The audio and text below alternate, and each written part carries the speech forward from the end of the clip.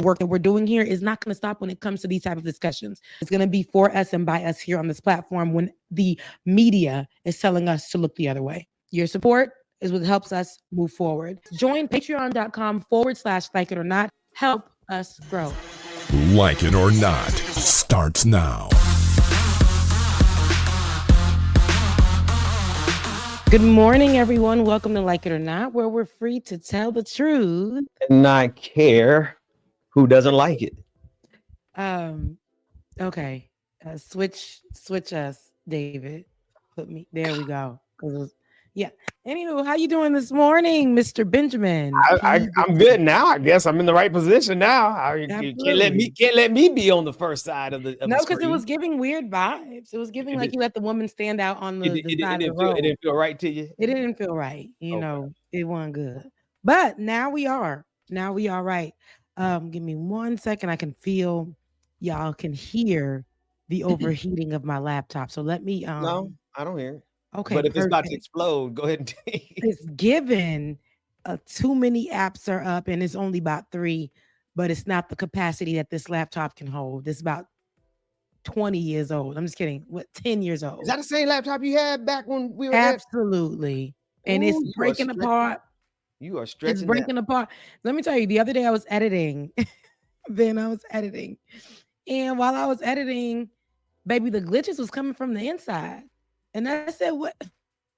Now, how was it coming from? It was crazy. The glitches were coming from not even like the apps I was using on my computer, but the like the apps that I was using in a browser.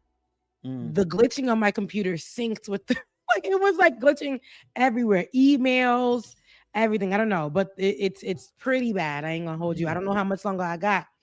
And so we're gonna keep working with it. I can't. I saw the prices of them laptops. The longest running usage of a MacBook. I mean, you got the MacBook. I got the OG. The old with the old power supply. It's about that wide. Yes, I do. Absolutely. And guess how much it's going on sale for when when my other one, because those are the MacBooks where even the charger overheats. Yeah. All right. Because the one before that, this is how I know this one is old. The one that I had before that, my father purchased me, and it had a little battery booty that you could pop out in exchange, right? You could purchase like another one of those. The one I got right now, they are price gouging for the charger itself. I paid what a new MacBook charger cost for this charger because they're like so unavailable. Yeah, it's so crazy. But I mean, a new MacBook is like a minimum $1,500. So how much did you pay for that charger?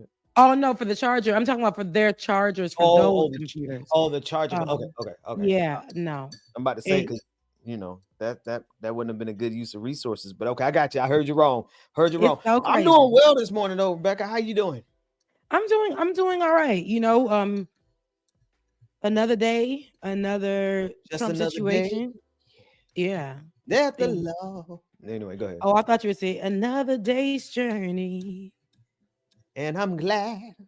Glad. And I know them all. So glad about it. I'm glad. Glad. Vibrato. You be doing that.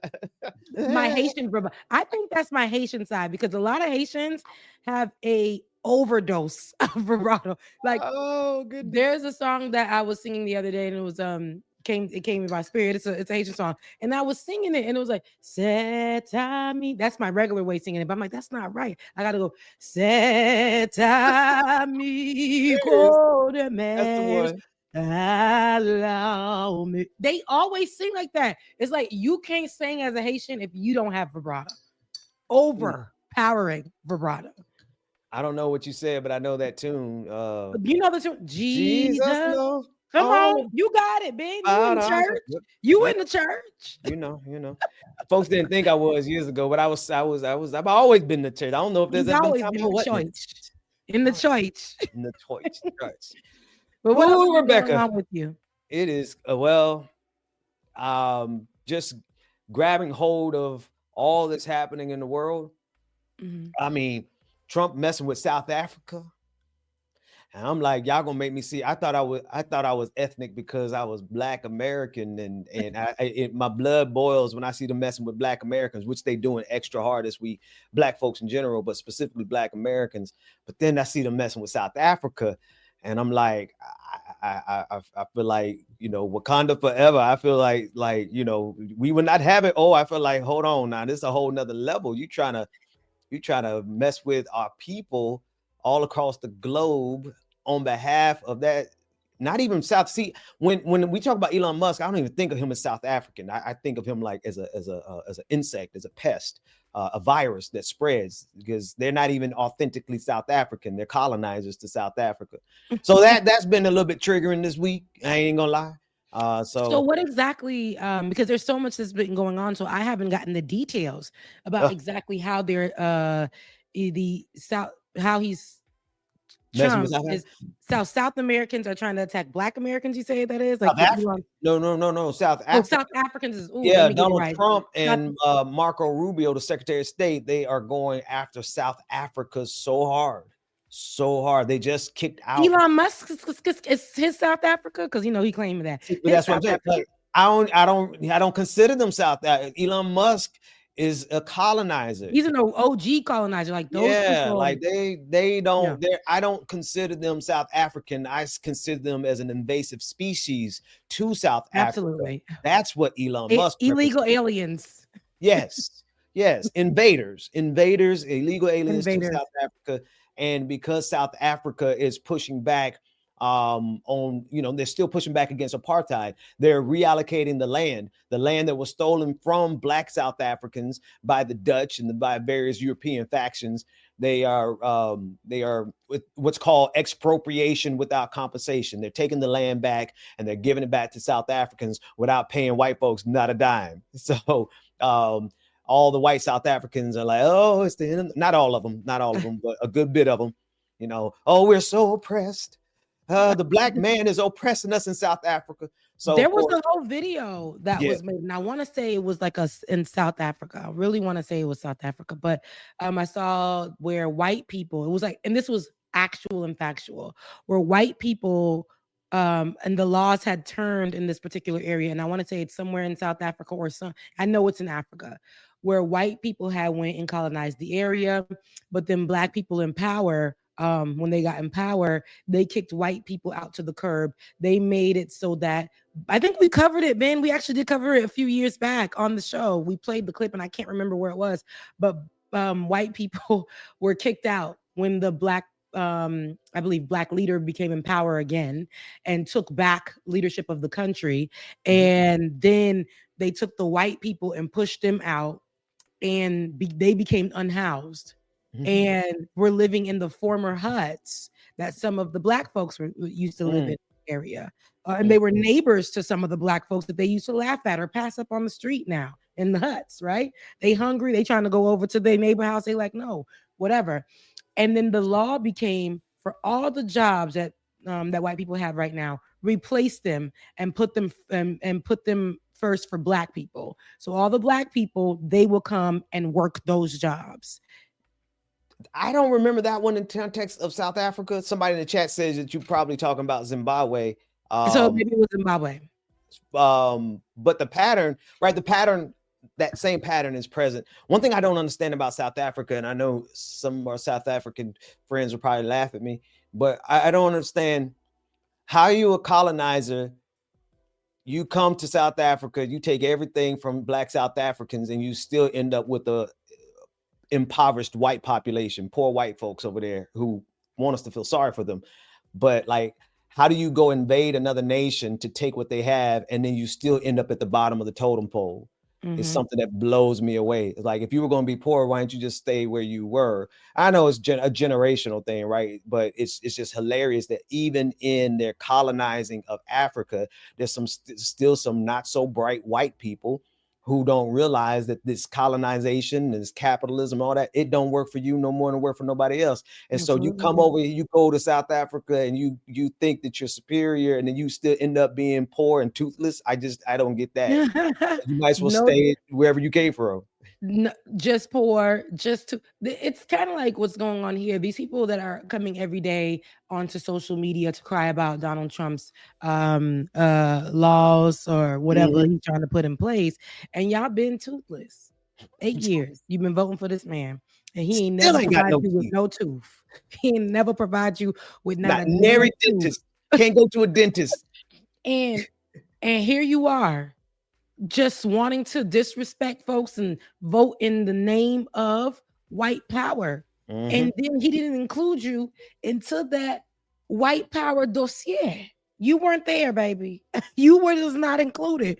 And now you won't. And then you too, my beloved immigrant, right? The one that thought that he was excluded because his likeliness to whiteness, Mhm. you are the good black or the good immigrant or the good, and then you realize after your vote, you just the ER. You're not even as good as a ER. You are like you're gonna be the one end up with a mouth full of no rotten teeth and no money, no social security, no Medicaid, like out on the street dying because of your white supremacy. That's the thing. Don't get me wrong, all of us getting hurt. All of us getting hurt, like all of our benefits getting cut, all of our protections are getting gutted, but they're doing it to us because we're black and we are victims of capitalism. You did this to yourself because you thought you better than black people. That's the thing. All across the globe, how many impoverished white folks looking crazy in the face right now because you thought you were going to get the leg up because of white supremacy, and here you are, toothless, no dental insurance. Toothless, can't get your Ozempic, can't get, and for the ones that got diabetes for real, and you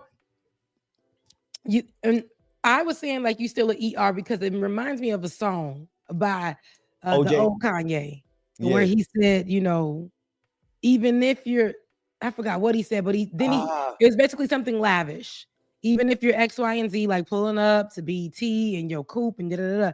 He's like, even if all of that, you still a nig in a And coupe. yeah, That's what he yeah. said. You still an N word that I use in my vocabulary, but he said you still that in a coupe. Basically, you're gonna still be black. All you guys that thought that you were going to be excluded or included into whatever Donald Trump had plans for. Remember when he promised you this and that and that, and as simple as the lowering the price of eggs. Every day I go to buy some eggs, and I don't even like eggs for real, but I gotta use them for some Haitian meals. And every day I go and get eggs and go look for eggs.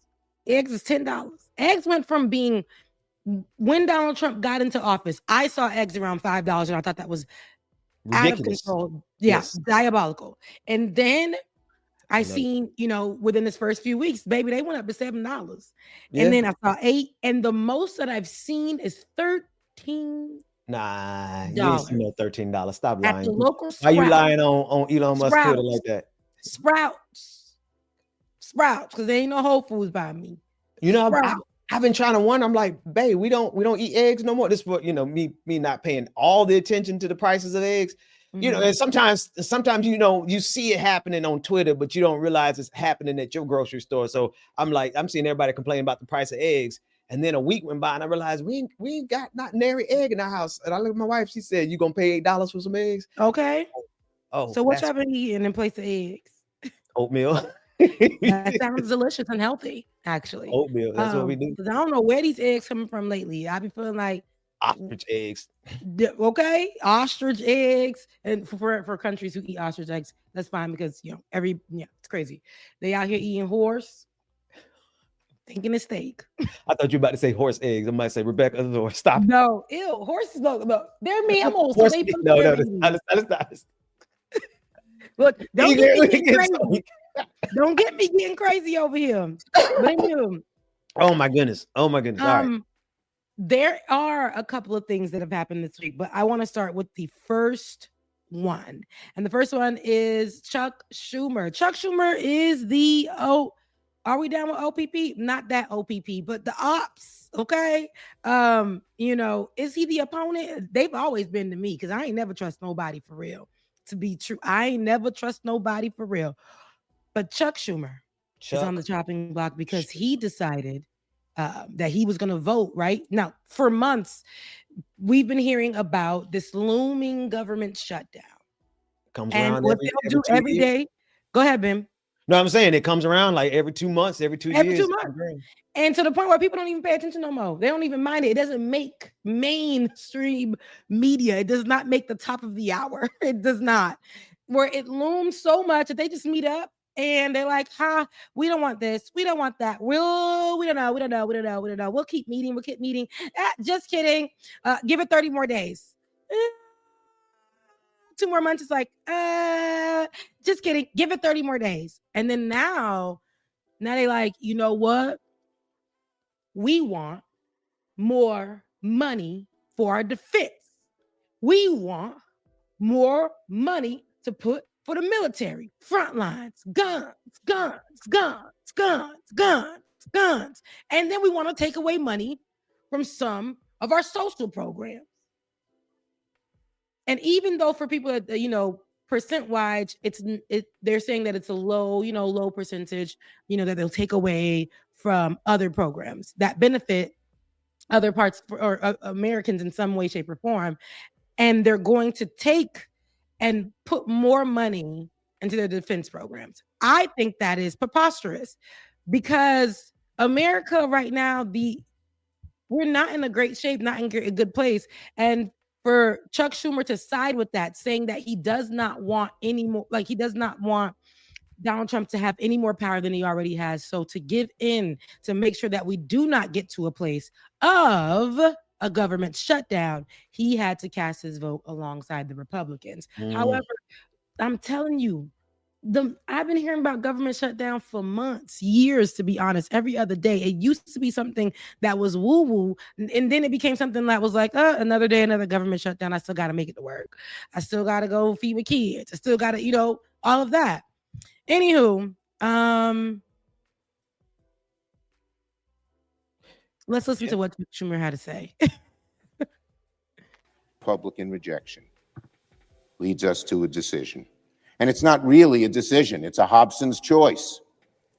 Either proceed with the bill before us or risk Donald Trump throwing America into the chaos of a shutdown. This, in my view, is no choice at all. While the CR bill is very bad, the potential for a shutdown has consequences for America that are much, much worse. For sure, the Republican bill is a terrible option.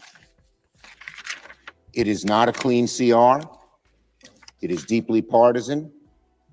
It doesn't address far too many of this country's needs.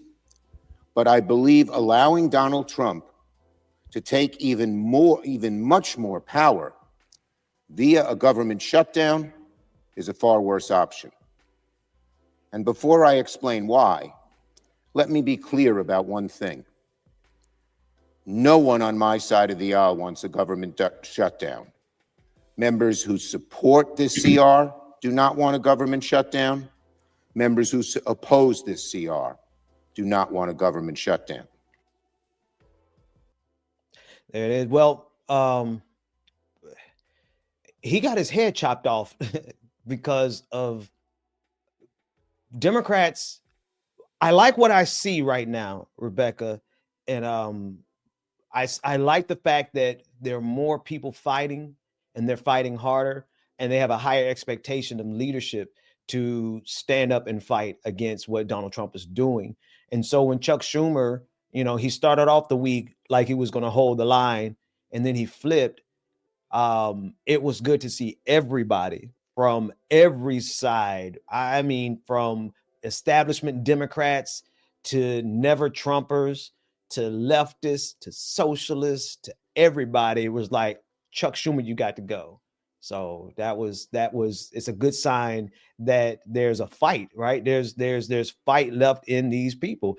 Some of it I think is kabuki theater. I think some of it is just performance, but at the same time, even if they're performing, like we could listen to a couple other clips, even if some of these folks are performing, their performance is unifying. They're like, people see you fighting, even if you're just pretend fighting, it's going to rally so many other people to step up to the fight and fight back. So I really do love and I don't want to use the word resistance because they watered that down so much during the first term of Donald Trump, but the fight, there's a fight that's happening and it's unifying people, and they're standing up against Republicans in a way that I'm surprised. I'm honestly surprised to see this much pushback against Chuck Schumer for voting for it. We don't have you, Becca. That's what it is. Yep. Okay. There you go. I'm gonna go ahead while you play this clip. I'm gonna go ahead and restart my computer. I'll give me about 5 minutes, Ben. You take it from here. I'll be right back. Okay. All right. Go ahead. All right. So I want to tell you why I'm voting against the Republican funding bill when it comes up for a vote tomorrow. You deserve to know the stakes here. First of all, you get this. Trump has a plan and he's implementing it to destroy our economy and our government, to create a crisis that allows him to hand our government over to his billionaire friends and to suspend our democracy. I wish that weren't true, but it is.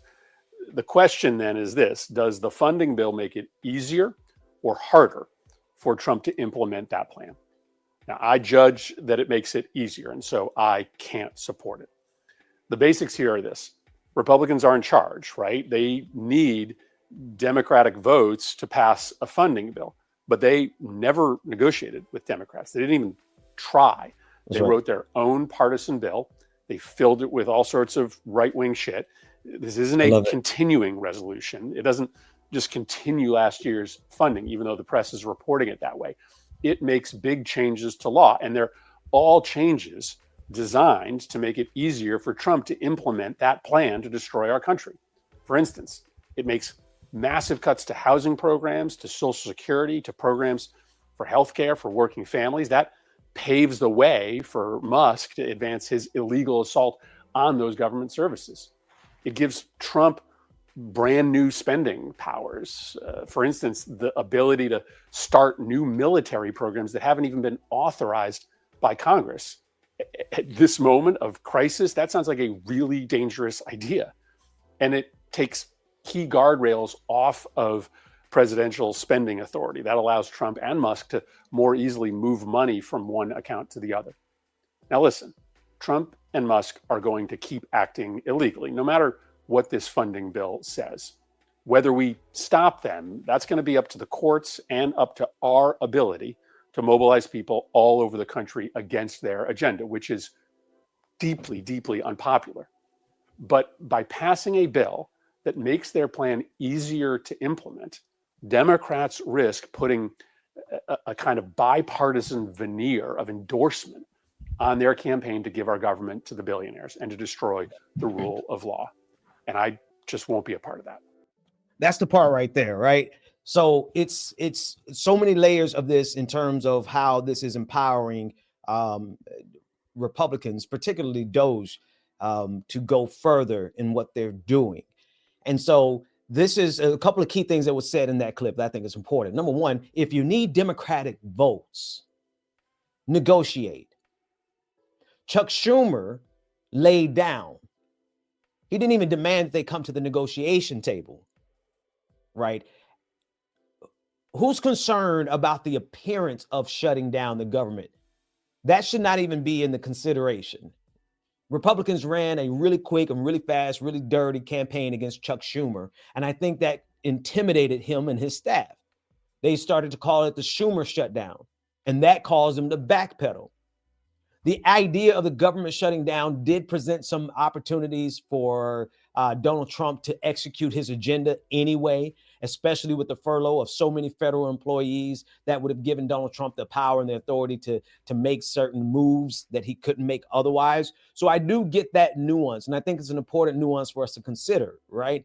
But in the bigger scheme of things, what we have just done, or what Chuck Schumer and the 9 other Democrats who voted for it in the Senate, what they've done is that they've empowered Donald Trump to advance his agenda even that much more. So particularly, I'm looking at the way that this continuing resolution is giving Elon Musk and the Department of Government Efficiency increased control over federal spending, right? And it's weakening congressional oversight. So here we are with the number one problem that we have in our country right now, which is Doge, having way more authority than they should ever have. It should not exist, but this continuing resolution is what's going to push them even further to do even more damage. And instead of even asking to negotiate, Chuck Schumer threw in the towel. His justification, again, I'm going to recite his justification. His justification is if the government shuts down, then this gives Elon Musk and Donald Trump the opportunity to move their agenda forward uninhibited in some dangerous ways.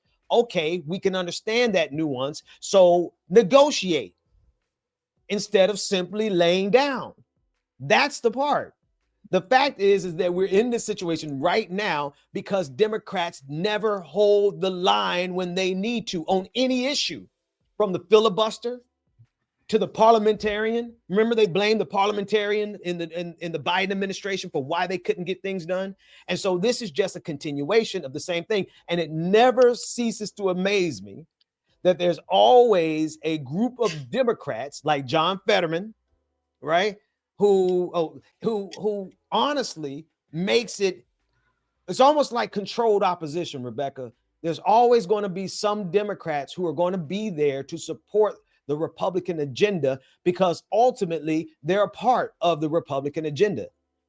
Ultimately, the government continues to move further and further to the right, damaging the lives of the average American, giving more power to the elite, more power to billionaires, and there's always going to be some Democrats there that's co-signing. Your computer started again so fast, I figured you'd be gone for 10 minutes.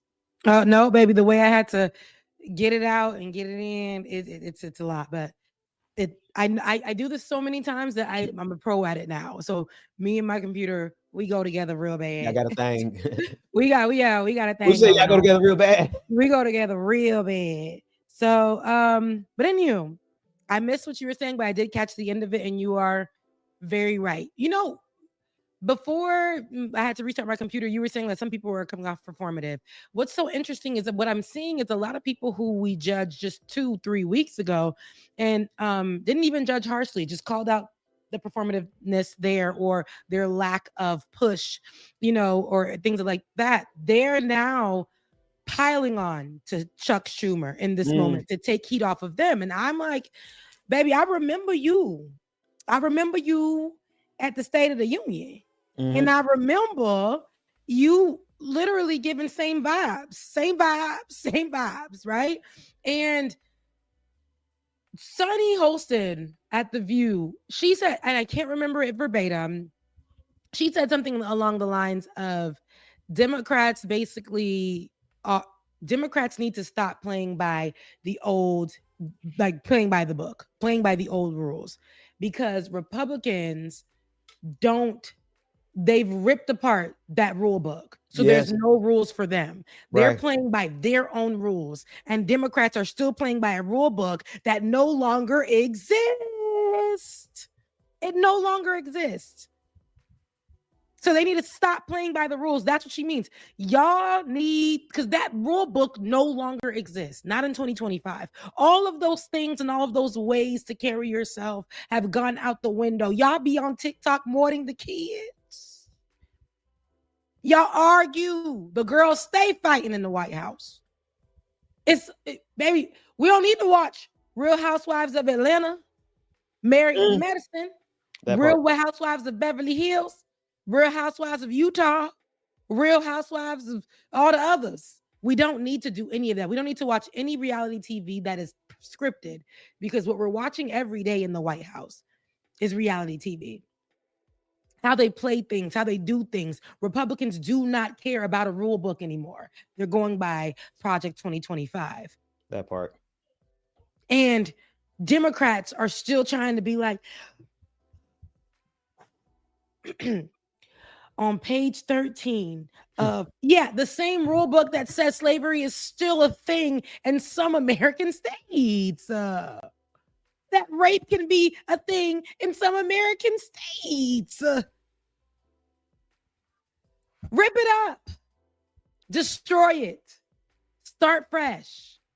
Get some real leadership going on, y'all scary Marys. And y'all the ones that are the same when it comes to not wanting to remove people from seats. and y'all stay there, no leadership, no nothing. Y'all need to shake things up. I really can't really just sit there and just point the finger at the Repubs. We know they ain't nothing.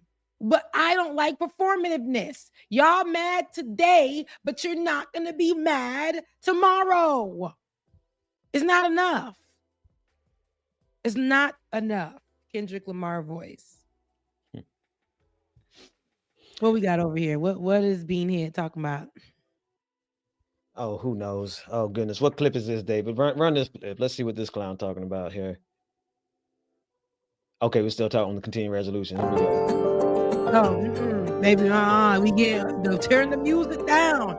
It's gonna be a hit. Okay. Pending government shutdown Friday midnight. Yeah. Democrats for 30 years straight have said if there's a shutdown, bad things happen. Do you anticipate direct negotiations yourself with conference leader of the Democrats, Chuck Schumer? If they need me, I'm there 100%. It's right now it's 2 or 3 people. If it shuts down, it's not the Republicans' fault. You know, we passed a bill where we had an incredible Republican vote. We only had one negative vote, a grandstander, one grandstander. There's always a grandstander in the lot. But it was amazing. People were amazed that the Republicans were able to vote in unison like that, so strongly. If there's a shutdown, even the Democrats admit it'll be their fault. And I'm hearing a lot of Democrats are going to vote for it, and I hope they do. This is an extension. But ultimately, we want to vote for one big, beautiful bill where we put the taxes in, we put everything in. We're going to have big tax cuts. We're going to have tremendous incentives for companies coming into our country and employing lots of people. It'll be, I called it, in a rare moment, one big, beautiful bill. That's what I like. And it seems to be that's where they're heading. It provides for everything. It's a big, beautiful bill, and I hope we can get it approved, and that'll be next. But big, beautiful bill. It's a BBL. I'm just kidding. It's a BBB. He don't know nothing about it. And we're not talking Better Business Bureau. He's saying big, beautiful bill because he doesn't know anything about it. You are so right. Just like because we're going to get into the education part because that was just a few days ago too. Just like the Treasury, I think the new president of the education department. Vince McMahon's wife. Yeah. And wow, aging.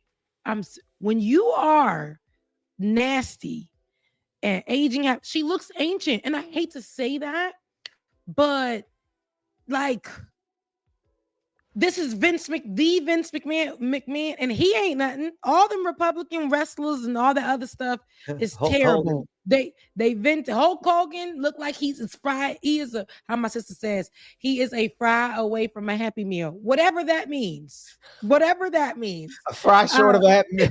Yes. I don't know what that means, but she says that. Now, as you were pointing out, David, there are the bill is 14. The budget is 14 separate bills. So when he says one big beautiful bill, he doesn't know what he's talking about, right? He doesn't. And when he's saying it's a continuation, it's not a continuation, right? This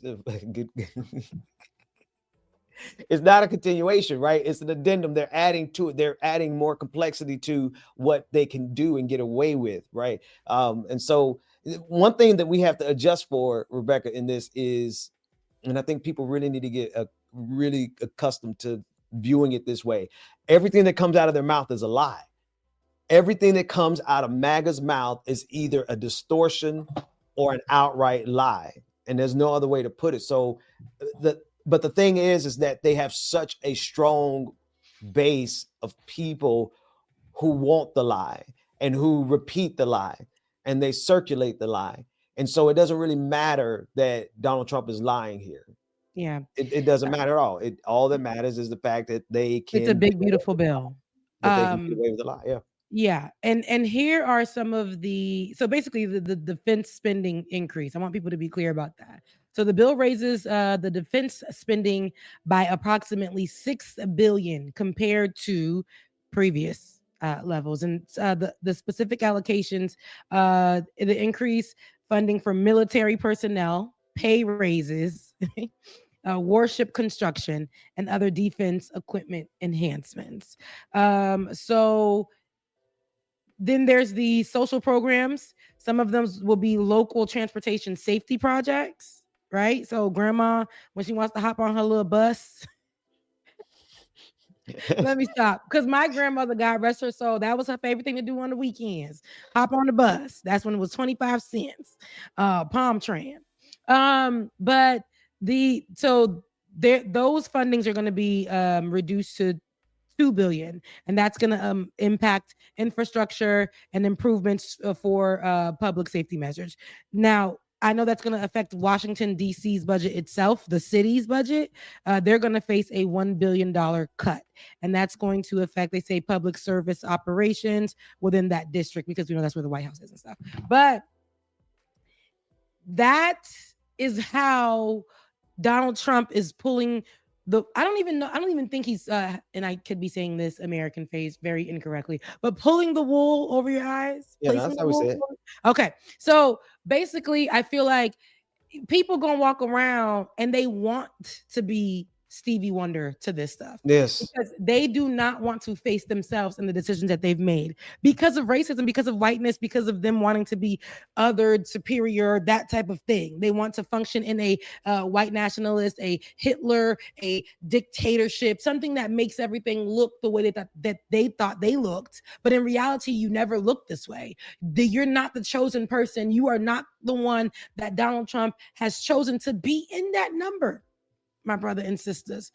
And now these programs, these cuts, these things are going to help for things like, what's going to happen? Should we be worried that y'all still trying to pour more money after pouring money already into military defense and warships and all of this, and then take it away from basic needs of your American people?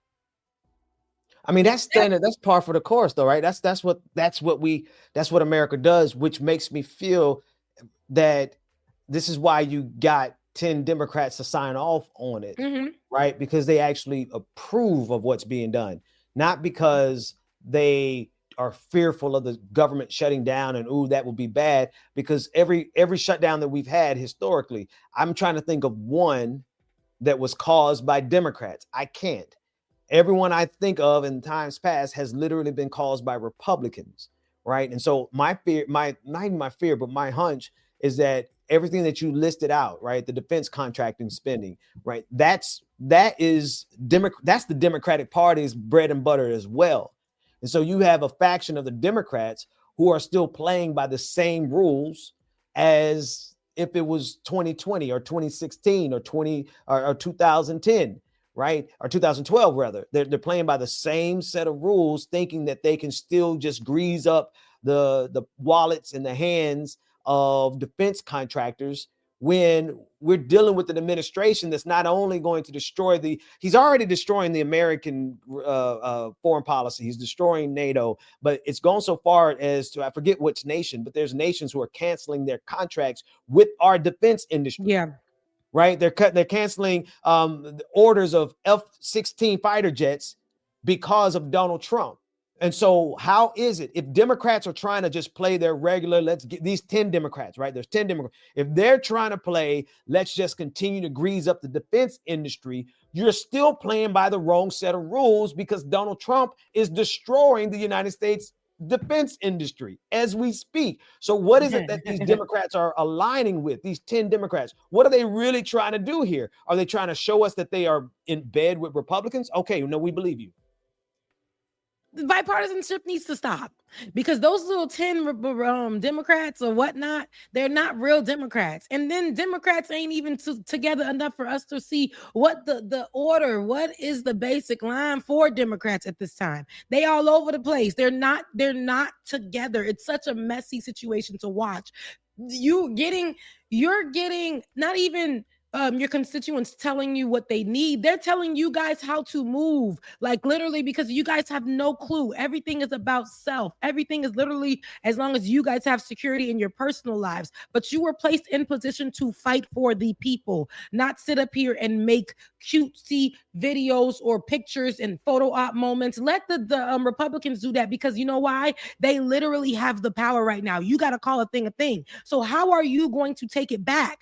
You need to fight. You need to create structure. You need to do all those things. I'm not surprised at this bipartisanship talk. I'm not surprised by that, because they always go there. They always go there when they start acting very side-eye-ish. When they start acting very, suspicious. They start to say bipartisanship. Anytime I've heard a president who was supposed to be somebody who was Democratic or had made a promise before, when they broke that promise because they had to side with Republicans, they would push that all week long before they broke the news that they were doing something real opposition like.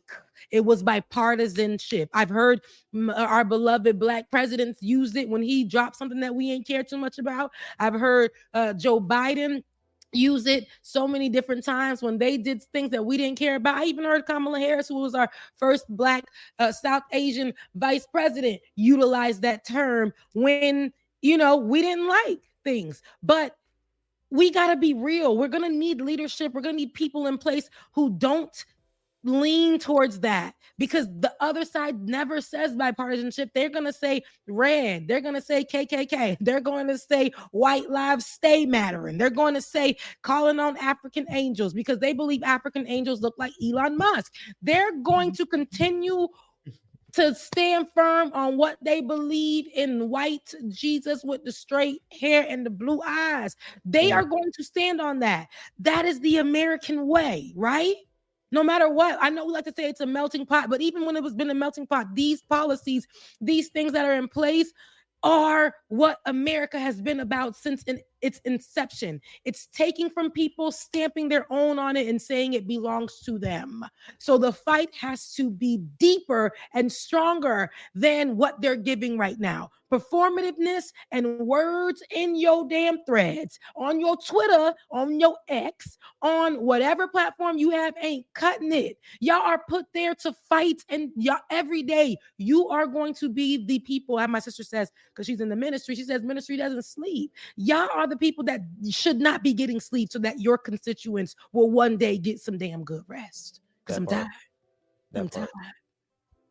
That part. So somebody wanted to know who are these 10 Democrats, these additional 10 Democrats. I'm gonna put an image so you can pull it up, David. But these are the folks, because we are we can't.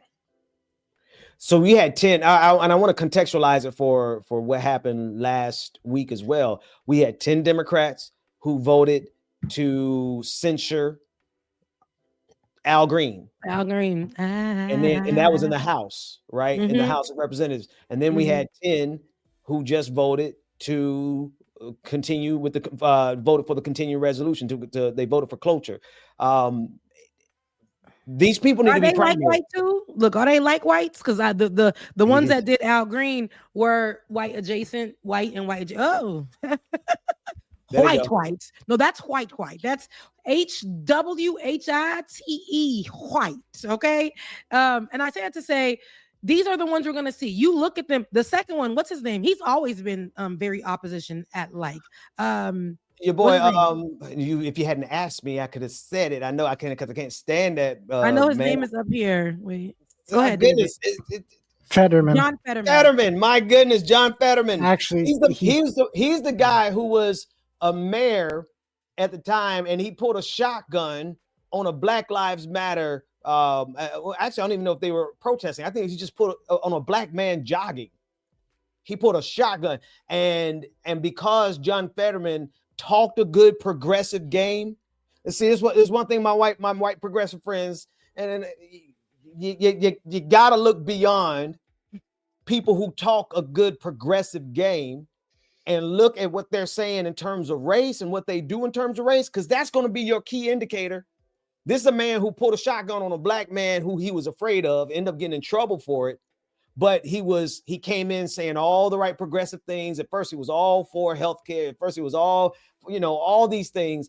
And then now he's turned out to be the number one. He's Joe Manchin. He's Joe Manchin and Kirsten Sinema all wrapped into a hoodie and some short pants. Yes. And this is where it's very problematic. I'm like, the people that we see up there have already showed us who they were. And they still cleared the room and provided these people seats to represent constituents that they look at every single day and say, not you, not you, not you, not you, but that one.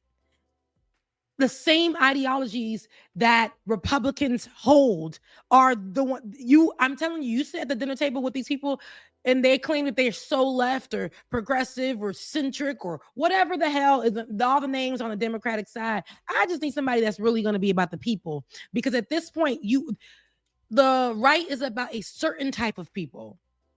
Okay. And the left has no idea who they're for. They don't even know who they're standing next to, what that person's ideologies are. Yet they're working alongside these people every day. And when it's time to show up as one, they can't do it because people like Fetterman y'all really let that happen, huh? Y'all really, y'all not calling out them people and then forming the subgroup where the people can really do the work. Y'all just standing right there pointing fingers at whoever's inside and just stop it. This is not a reality show. We got work to do. We got work to do. And AOC has called these people out time and time again. I know you had put up one of her quotes. Yeah, all 10 of them should be focused on. So I'll bring that back up in a second. But it's worth noting what he said, because he basically said there's never he basically gave up all the cards for like by default. He never cares. He said he will never, ever, ever, ever, ever vote to shut down the government, no matter what it is, no matter the context. And so yeah, AOC made a point and said, what if they attach a national abortion ban? Are you going to vote to ban abortion? Yeah. Trash. John Fetterman is trash. He is as much trash as his wardrobe. He is as much. Oh no, Lord forgive me. I was getting ready to mess with him about his stroke. I'm not going to do that. We're not going to do that. But I'm glad you mentioned it. Bring me back somebody in the comments can do it. Yes. But see something. No, I gotta thank you for bringing this photo back up, because, and I want to say their name correctly. Lyrie's Fable said, "I'm not." No, that's not it. Hold on, let me go, because Lyrie's Fable said, "Phew, got to squint to look at that brightness." All that reflection. The light is so bright. Donald Trump said, right when he saw the black people, yeah, I could see the whites in their eyes or something of the sort. Can't even see the whites in these people's eyes because they're dead inside. Look. Here's the worst part about it. And there's a poll. I think it was a 60 or 70% of Democrats supported the Democrats opposing this. Okay, so the majority of these people's immediate constituents, when I say immediate constituents, I mean the people who are going to vote for them in the next elections, supported them opposing the continuing resolution. So these 10 people voted against their own base. They voted against their own best interests in terms of politically. So you have to ask yourself, like, why are they doing this? It can't be out of so much concern about the functioning of the government, because we go through this song and dance every year. And if they were really concerned about it, like someone said in the comment section, there's a loophole that they can close that will prevent us from having this fight every year. But sometimes it feels like it's more than once a year, to be honest with you. It feels like it's every 6 months we go through this same exact thing. But here we are dealing with these 10. And if we got another image, I'll pull up the 10. But these 10 plus the 10 who voted to censure Al Green, they have to be stopped. They have to be opposed. They have to be humiliated. They have to be deposed. Please, because if we're going to do anything, while y'all over here dressing up and wearing your pink, be outside and hold up signs about the people that are opposition in your group. And then y'all, like I said, a lot of us and I can't say us, in a group of people, we might come and there's bad, like rotten apples in it. In order to save the group, that people may still be considered apples, right? But you can remove yourself to save you and everybody else. Identify who they are, put them out there, let them rot. But y'all got to remove yourselves and continue to build the work, right? That's what it is. I don't see much of that happening. Again, these are going to be the people that are putting rhetoric online and words online, like we just saw with Fetterman. They're going to say that this is like we're following the rules. America doesn't need any kind of shutdown. I'm not going to take away the food and things for families, but it's already being done, beloved. That's right. So, and they're empowering it more. This is like saying the Republicans are already doing bad things, so we're not going to vote to slow them down, because if we slow them down, they can do bad things. What sense does that make? That makes no logical sense. This is literally what Chuck Schumer was arguing. He's saying that Republicans are doing bad things to America, but if we vote to slow them down from doing bad things to America, they're going to be able to do bad things to America. Like you said, Rebecca, they're already doing it. So it's a scam. And I think Democrats think we're as dumb as MAGA. What's up with the number 10? Like, y'all, it's got to be 10 of y'all each time. It's giving. Y'all already knew about this. It's going to be 10 that do this. It's going to be 10 that do this. It's going to be, you guys are going to be responsible for this. It's given that. But here are the whites and like whites and white adjacent and white thinking people who did this. And no offense, and I always got to say this to my white folks who are allies, love you, mean it. But we know the structure, when we say white, especially in America, there's a colonizer mindset. There's a superiority mindset. There is a always us and never them mindset. So these are the people that are that. I done seen Marcy. Was she? I feel like she was in the first group too that voted. Yeah, no, Rebecca, you about to say they look like? Don't do that. Look, Marcy looks like bottom row number 4. Rebecca, don't say that. Come on, put back the 10 that voted against. These are the 10 that voted against to censure Al Green in the House. Yes. Particularly, I'm looking at Jared Moskowitz of Florida, because he always has viral videos that go around of him giving Republicans hell. And this week, he had another viral video that went around, and all of our friends over there love you guys over there at Midas Touch, and all you guys do a great job, all that. But stop sharing shit from this guy. Excuse me, Lord forgive me. I got to preach tomorrow. It's all right. You got to preach tomorrow, Ben. Don't share another thing from Jared Moskowitz, however you pronounce it, because he voted to censure the one man in the House of Representatives that stood up to fascism. This guy, all these people are dead. They're dead to us. They're dead to the movement. They don't mean us any good. There's nothing that these 10 people on this screenshot or on this screenshot, none of these 20 Democrats have no standing in the party, and anyone who helps them, we're going to have to come against you too. Because if we don't hold the line right now, they are going to give the United States to Donald Trump without any opposition. Parker in the chat pointed out this as well, because there were Democrats that did vote for this, and but a few of these people who are part of the 10s, right? The 2 10s, Angus King, Jean Shaheen, and Maggie Hassan all voted against the $15 minimum wage in 2021. Remember that as well? That was a fight, and we were so upset at the folks like what's her name? You mentioned Cinema and them who had pushed back and remember the performativeness when they voted no, and it's like, who? So you really on that side, Miss Cinema? Are you really? She came in and did a little curtsy with her little pink outfit. It came in and did a curtsy, and it was like, let's be for real. I know your last name is Cinema, but you're not giving us really much of a movie, sis. It's straight Tubi, and it's really unfortunate that. It's really unfortunate that these are the people that are representing us in a time where the revolution does have to be televised, but not in the way they're trying to do it.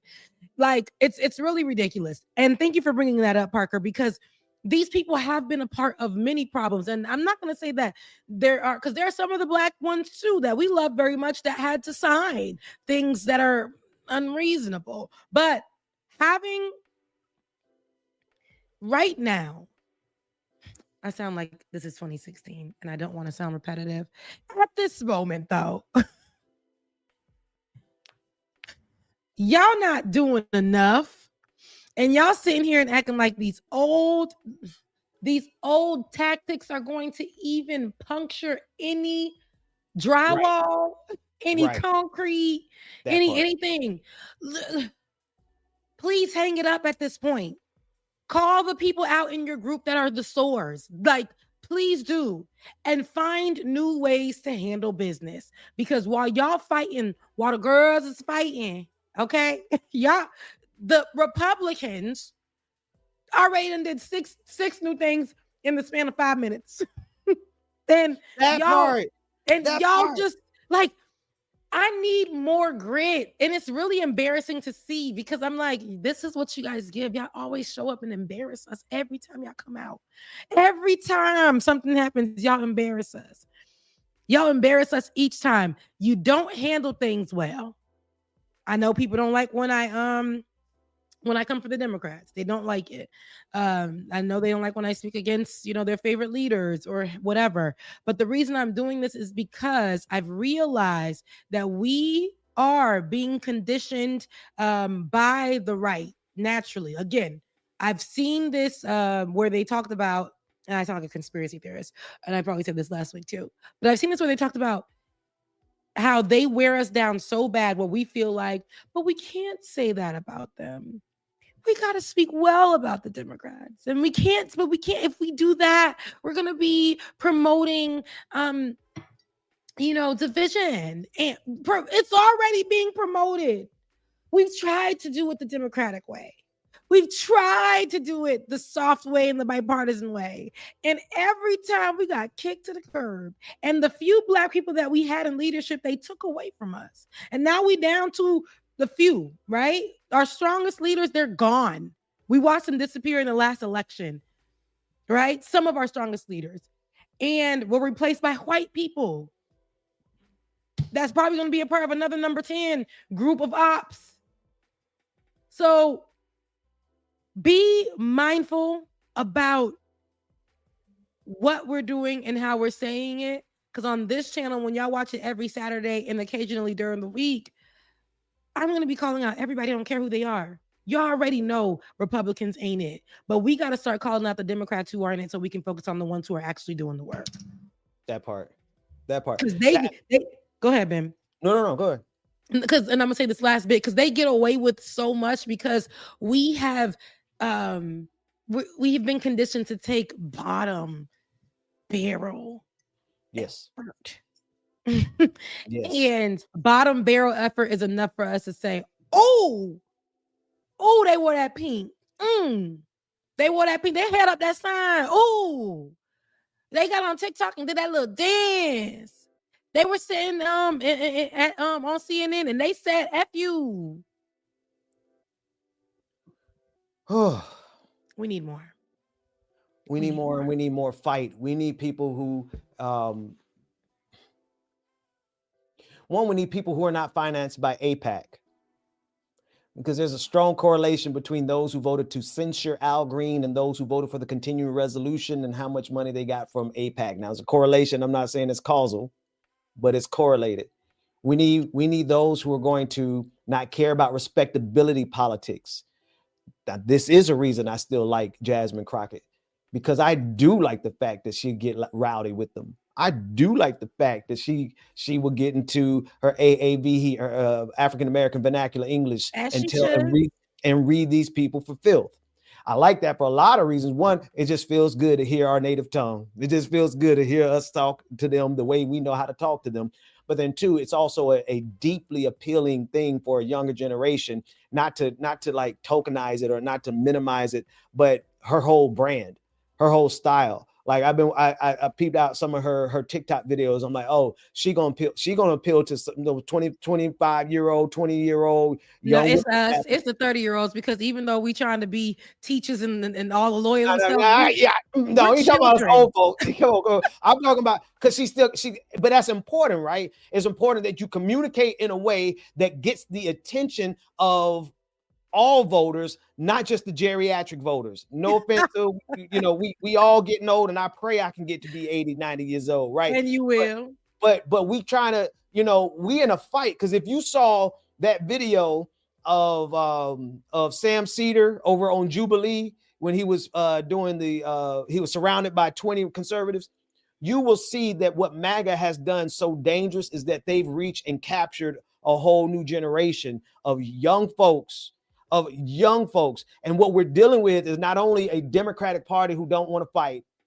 We're dealing with a Democratic Party who don't know how to communicate, not even to middle-aged people. They don't even talk in a way that communicates and resonates with my old behind. But they certainly are losing a future generation. So we need Democrats, if it's even going to be that party, we need folks who not only going to fight, who going to understand that they cannot take money from AIPAC because you lose your soul, but who also know how to communicate on a level that makes people want to see you fight. When I hear Jasmine Crockett talk, I want to fight. I want to jump in and do something about what's going on. And we got the wrong leaders in power. Absolutely. And I feel like Jasmine Crockett is great, but it's not only her. Somebody just mentioned Maxwell Frost. Love Maxwell Frost too. Other people as well. I love all of the things, but I just want to see the hands getting dirty. You see what I'm saying? I just want to see more in the community. And I know people are like, no, we don't have to see it. Actually, we do, because we have people like them 10 that been sitting down doing nothing, that been taking the fruits that other people have been growing on their tree, right? When it's time for these fruits to start falling, they eating too. And it's not for these 10 and another 10 that's going to come out and another 10 to be eaten from, because they're actually opposition. So yes, I need to see the work. I need to see y'all out in communities. I need to see y'all. If y'all want to go by the old playbook, then I'm trying to see all of that. Go ahead and get into your communities, see what's really necessary. Start showing what is changing, what you're doing, because I can't.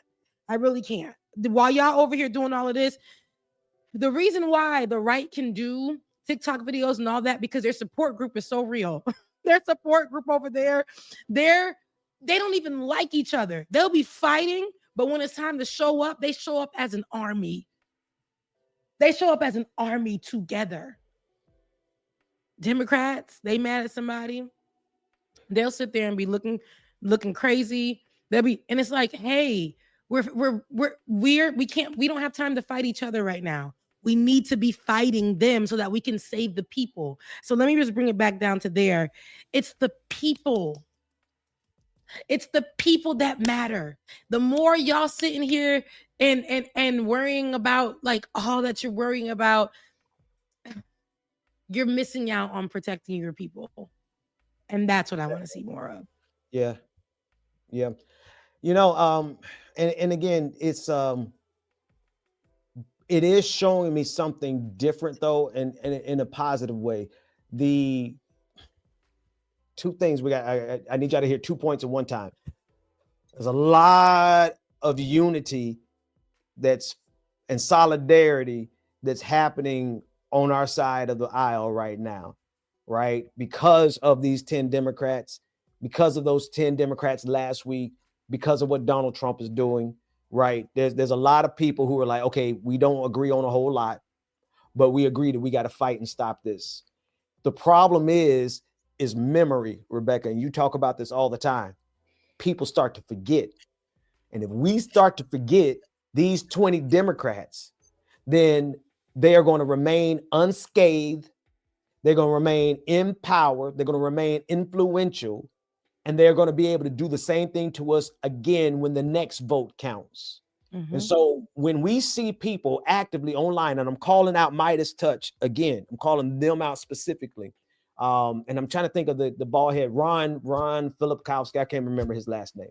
I just found out about that group of people, but go ahead. when we see you all, because of prior standing relationships with some of these people, Ron Moskowitz, when we start seeing you all promote them in a positive light, then we got to start calling out your platform. We have to start calling out you by name, because we cannot allow you all to not launder, to recycle, to rehabilitate. To rehabilitate these people who have demonstrated to us in this moment that they are traitors. They are traitors to your party, because I don't even consider myself a Democrat. They're traitors to the Democratic Party. They're traitors to democracy. They're traitors to Black people for what they did to Al Green. So anybody who is going to help us to forget these Democrats did this, y'all as much of a problem as anybody else. And the ones that's telling us not to remember, this is not the time. I said we have to function in remembrance for us to move on. I'm not saying function in remembrance and stay there. No, as we move forward, we have to remember why we're moving forward, because the way that we were trying to work it out and the way we let people slip through the cracks and the way we were fighting each other and not doing what we need to do was not working. And this is why we are moving forward, or we're moving in a different direction. This is why, because every time we look to the right got their stuff together, even though it's chaos, it's in order for them. Everybody knows when you say Donald Trump in the city that I live in, they stand at attention. You hear me? Even if they do not agree with their policies or politics, the one thing that brings them together is that hate, that white is right, that, prejudice and all those other things that go under the umbrella of Donald Trump and his hatefulness. It's like we gotta do better. And like you said, Ben, we don't call it out. We're gonna keep on randomly seeing groups of 10. 10 hops. We're gonna randomly be seeing that. And there is no reason why it shocks us that they're mostly white each time.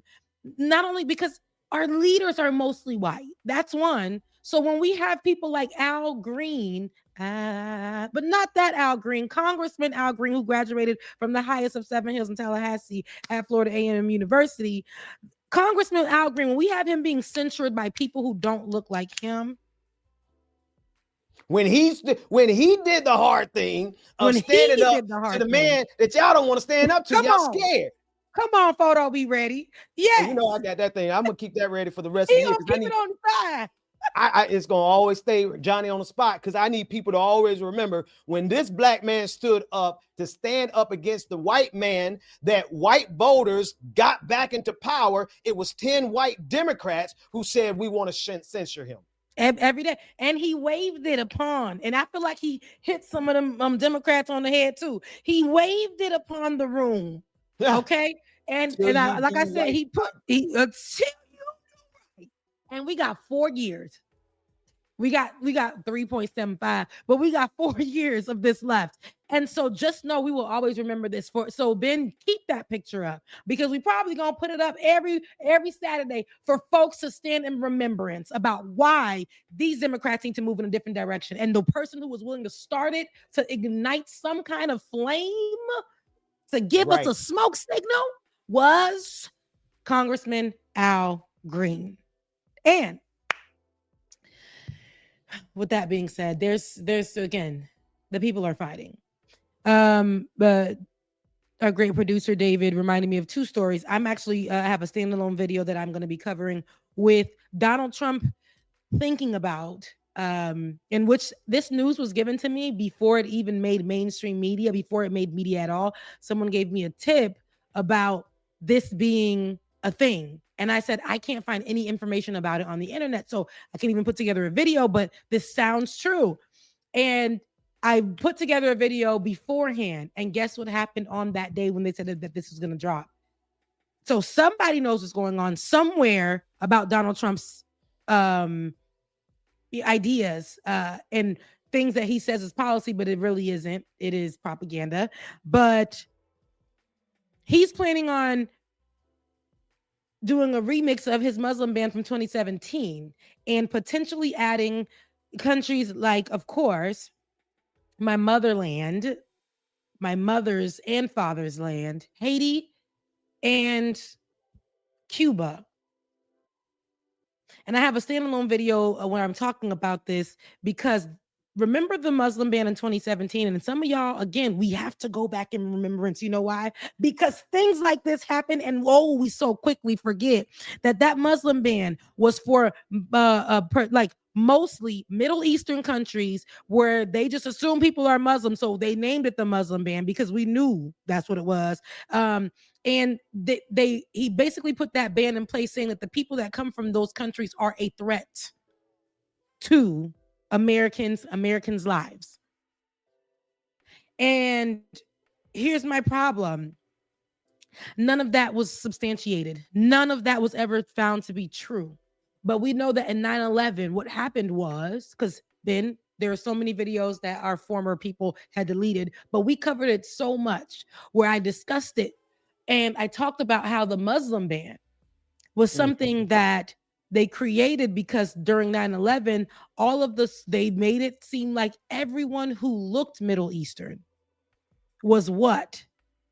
Part of a terrorist organization. Yeah, that's right. That was a thing. People didn't want to get on planes with people who looked Middle Eastern. Every time people who were Middle Eastern were going into airports, they were being pulled to the side because of what they looked like, immediately how they dressed, or this prejudice against them, these stereotypes that were placed against them. That's what made the Muslim ban. The fear that white people had of brown people. And that's what the Muslim ban, that's why the Muslim ban became a thing. On top of that, now we're here. And I'm going to talk about this more in my video, and I can't wait for you guys to watch it. It drops on tomorrow about this very subject. So I won't be before you long about it because I can go on and on, but I want y'all to watch my video. But the Haitians and the Cubans. We have been seeing, I actually mentioned this at our, when we worked at the Like It or Not one point, the original. I talked about this as well. Haitians were being attacked where Donald Trump tried to come back out with the idea of the AIDS conversation for Haitians. Not only that it was a shithole country, he tried to come back out with the AIDS conversation in order for us not to come, for reasons why we shouldn't have came here. And this was before our president was murdered and things of that sort, or assassinated. This man has been already gearing up. And then this year, well, not this year per se, they started last fall with him and JD Vance with the rumors about Haitians eating cats and dogs and never cleared up any kind of thing that the woman found her cat in the basement.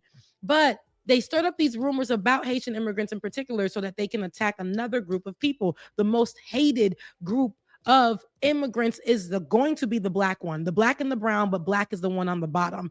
And the blackest group of immigrants being attacked right now, being made the face of the bad immigrant, and might I say, the undesirable, because that's what I call them in my video, the undesirable immigrant. That's the poor, that's the black, that's the brown, that's my camera. That is literally what he's doing, the undesirable immigrant, and making it so that we know it's racist, but making it seem that they are the ones, they are so dangerous, they can't come to our country. But I promise you, there's going to be so many people who are going to pack it up and find their way into Haiti for some reason and probably try to steal a land, try to do whatever, because it's being done right now. It's not being discussed on mainstream media, but this is what's happening. They get to go there, but we can't come here. They get to invade other countries for vacation, for whatever, for business, for this, for that. But we can't come here for anything. And here's the point that I'm going to end with. America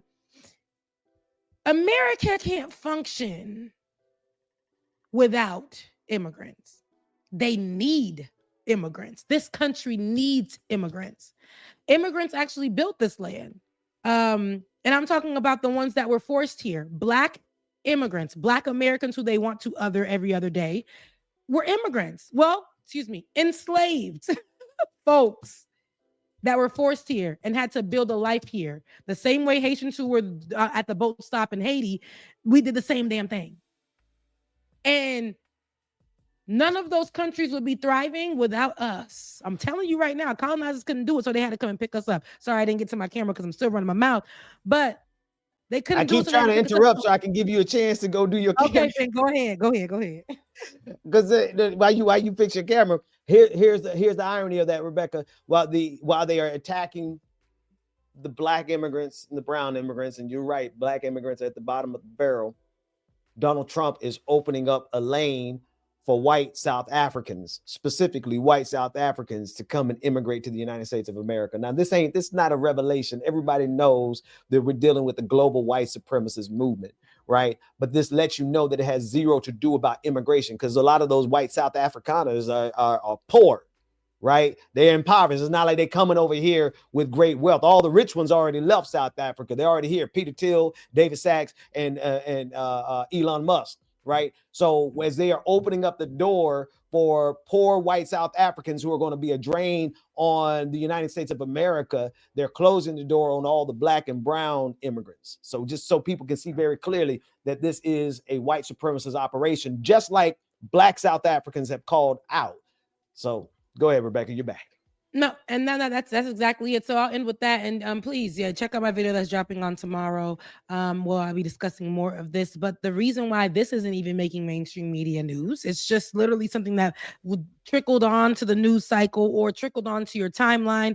But what's interesting is if I heard this before it happened and I knew what day this news was projected to drop, and it did drop on that day, that means that this is not just an idea that Donald Trump has in his head. This is going to be something that becomes a thing. It's going to be the upgraded version of the travel ban, and it's full of every hateful thing against brown and black people, and of course poor people or people who are seeking asylum. It's going to be made to criminalize them. That is the word that you guys need to understand that Donald Trump will be throwing around. Criminals. We see the growth of Guantanamo Bay. Where do you think these people are going to go? It's to criminalize them and to keep making them. It's a part of the show that they're giving us. If we criminalize these immigrants enough, when this ban comes into place, it will tie together. These people are criminals. They're thugs. They're dangerous. They're this and they're that. And we'll see more of these things happening. And just know that Haiti isn't going through anything that a lot of other countries that have been attacked by America in some way aren't going through. A lot of the colonizers, and of course, as many people said in the chat, our audacity to say hell no to the colonizer and to be the first black country to do it. So we've been paying for that for our whole entire lives. But let's not forget that in 1980s, one of the prominent lands and the most safest places to be, the places to vacation, was Haiti. That was just in the 1980s. And then beady head Clintons and went over there and got married and did their thing. And the rest is history. Now, let's move on, because I know how when I talk about the Clintons, the way the hairs on my mustache get crazy. All right. It starts to become a thing. Okay. Now, the McBride situation. Ben, did you hear about that? McBride. The pastor? No, I believe the Congresswoman McBride. They were.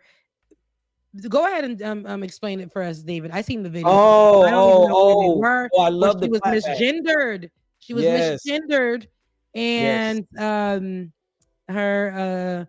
Let's play the video, and we'll get. And listen very closely to what she said. Listen to how she immediately responded to the chairperson. I love it. I now recognize the representative from Delaware, Mr. McBride. Thank you, Madam Chair. Ranking Member Keating, also wonderful. Mr. Chairman, could you repeat your introduction again, please? Yes, we have set the standard on the floor of the House, and I'm simply. What is that standard, Mr. Chairman? Would you repeat what you just said when you introduced a duly elected representative from the United States of America, please? I will. The representative from Delaware, Mr. McBride. Mr. Chairman, you are out of order. Mr. Chairman, have you no decency? I've come to know you a little bit, but this is not decent. We will continue this You hearing. will not continue it with me unless you introduce a duly elected representative the right way. This hearing is adjourned. Did not want to correct, did not want to say Miss McBride, so adjourned the whole meeting. Come on. And this is the disrespect that Republicans will focus on. They focus so much on gender war and culture war and all this other stuff. You see, and it's successful for them. He can throw this tantrum and be disrespectful, walk out, adjourn the meeting, and still live to see another day and see Representative McBride and say it again. And nobody's going to do anything about it. They could put that effort and everything into helping American people, but they won't. They like to go ahead and disrespect, fearmonger, and spew out hateful things to people that are like, I don't know who's speaking right now, but the person that was sticking up for them, and I'm sorry, I don't know their name, but I do know that more of that needs to happen as well. Yeah. I like, these are the people that I don't even know a buddy name, but I bet you I'll know it after this. You know what I'm saying? It's like, these are the moments where people need to stick up. And if we're going to continue this meeting, correctly address this representative, who is a representative just like you, correctly address Miss McBride. But I also love the energy of misgendering MAGA every time. Every time they do this, it's hilarious. Nancy Mace, we're going to refer to you as sir. Right? Every time you do it, every time MAGA does something, you a man, we're going to refer to you as Madam Chair. I love what Sister McBride did. I love what she did right there. Also, here's the other thing. There's literally no reason for us to side with that hatred. None. I'm thinking of you, Cenk Uygur, and a Kasparian, who've made their entire justification for opposing transgender rights based on some ridiculous edge case that nobody even knows the details of. It's just an excuse. It's just an excuse to pivot towards the right and to grift from the right. But just logically, morally, ethically, and just by the sheer virtue of the numbers, there's no reason. And just even human decency. Look, if a grown person makes this decision for their life and they embrace it and they want to be addressed as that takes nothing from us to acknowledge them as such. Mm-hmm. Nothing. Literally no skin off of our back. Nothing. Mm-hmm. They're talking about, the next thing is like, well, what about trans women in sports? What, 19 of them? There's 19 across the country. Across the country. You mean to tell me we're going to make the entirety of our political fight right now over 19 individuals who are engaged? Not forget about the nuances of the debate and the nuances of the fight, right? Because you know what I mean. If you're talking about sports, you talk about hormone replacement theory, hormone replacement. Right? There's all kind of factors that the NCAA needs to take into consideration. You can get into nuances of it. I'm talking about the sheer numbers, sheer volume. 19 people. We're going to crash the entirety of the American democratic experiment because you hate 19 people that much, because you want to alienate and because all MAGA know, and it's a good bet. They've made a really good bet. Here's the bet that MAGA has made. MAGA's made the bet that there are enough people who are fearful of the trans community or just outright bigoted towards them, that they can run this gag over and over and over and over again and get unlimited mileage out of it, because you're going to always have some people who are going to be like, oh my goodness, a transgender human being, what are we going to do? Oh no, clutch my pearls. Oh no, it's the end of the world. Meanwhile, they're literally spreading measles across Texas. Meanwhile, wait a minute. Sorry. Come on. No, I'm so sorry, Ben. It's what I'm reading. What our producer is putting up on the screen. So you're What talking was the about last the man who disrespected Miss McBride, Representative McBride, is Keith Self, and he has been on a tour going around, and a lot of the people, of course, the Republican people, MAGA, a lot of them have been saying, still misgendering Miss McBride and saying that this is like a biblical thing. So let's go ahead and just listen to this interview. And I'm sorry to cut you off, Ben, but listen to this that's interview good spot as any. because I actually want to hear what this white thumb has to say. Let's take a listen.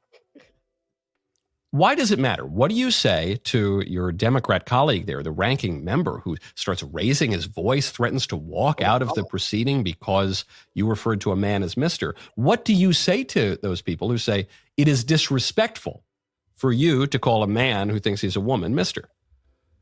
Well, Michael, I'm a retired Green Beret. I'm not even sure what all the fuss is about. I mean, he is allowed to live his life. In fact, I spent 25 years on active duty defending his right to live his life as he chooses. It is pissing me off. But the mission I don't have to participate in his fantasy. So really I am under no obligation to participate in something that he chooses to portray himself as. They're using all of the misgendering words on purpose. I've never heard somebody he, himself, what? It's a game to them. See, this is again, this has nothing to do with the merits of the debate at all whatsoever. The cruelty is the point here, right? Because on the merits of the debate, you're going to find, as you dig into the actual data, the actual debate, you realize, oh my God, Republicans lie so much. They lie so much. So it has nothing to do with that because they can't argue based on that. It's about appealing to humanity's cruelty. And there's going to be so many people who fall in line with it. And I'm thinking in my head, it's a lot of black folks who fall in line with this foolishness too, right? They look at this and say, oh yeah, that's definitely a man. And then they buy into the entire, it's kind of like you mentioned sometime when we talk about immigration and how it hurts some of your, Haitian folks that but then they turn around and buy into the misogyny of that same group. It's like we see how easy it is for people to start voting and acting against their own best interests because they agree with the bigotry. And MAGAs know that. How we gotten the name of the representative who were sticking up for Miss McBride? I really would love to see more of his name instead of this other guy, Keith Self, because now I know Keith Self was actually the loser who got up. What's so funny is Representative Keith Self, that woman, because acting like a messy girl, Keith Self is the one that said the meeting was adjourned because sticking 10 toes down on Representative Bill Keating. That is the person that I want to give the praises to. Shouts out to you for doing the hard work. I like to see more of that because he ain't no camera was on him and still did what needed to be done. You understand me? Because this is somebody that is going to hold down the line, as you've been saying, Ben. Hold down the line even when nobody's watching, because this is what this person actually believes on a regular, sunny, gloomy, snowy, sleetful day. Fighting for the rights and protecting people, even the people in his group. You're not going to disrespect somebody. It takes nothing. It takes nothing out for you. It takes nothing away from you. It doesn't position you in it. It's not all it is a consideration. If somebody tell me their pronouns are they, them, that's how I'm going to refer to them. And I'm going to do it as a matter of discipline because I want to discipline the kind of respect that I could show another human being. These other maggots are just evil. They're evil and they get joy out of it. That clip that they just played, that David just played of the congressperson with Matthew Knowles. I know Matthew Knowles from the Daily Wire, who had a gay sex scene in one of his movies. Right. This guy, he's a failed actor. And one of his only scenes he's known for is because he was in bed with another man in that scene. But now he's making a whole big deal about the transgender community. You see, they got these secrets and they got these lives and they got all of this, and then they think that they're a born again somebody, and it's like, no. Michael knows. Yes, go ahead. Like, what are you talking about, sir? Like, you are exactly. I'm pretty sure you wish to be as open and living freely as Representative McBride. The least Keith, who looks like a corpse, could have said was congressperson, representative, or what? There's so many other. If you just don't want to, there are so many. This person is still a representative, as Bill Keating said, as Representative Bill Keating said. This is still a representative and should be respected as such. So yes, it is all projection, Tyler. Ooh, I ain't gonna lie. No, being for real, it just really made me want to fight him. It made me want to fight him. It made me want. I didn't think I was gonna get that. I seen the video and I had to put it away. And then as we watch it just now, and then we watched the interview, baby, it was like, meet me somewhere. Pull up. Like, for real. Because if you really want to, like, that is disrespect. And you can disrespect somebody that has the same rank as you. Yeah. And you're mad about it. And it takes because somebody got into the white boys club. And you're so mad about it because it's the people that you hate so much. And you didn't think there was going to be a day or somebody that you guys have always oppressed or whatever would be a part of the club and now be a part of making the changes that got them here. And you so mad about it. Go ahead, man. One of the reasons it's because it's a never ending, bigotry is a never ending cesspool. It always keeps giving.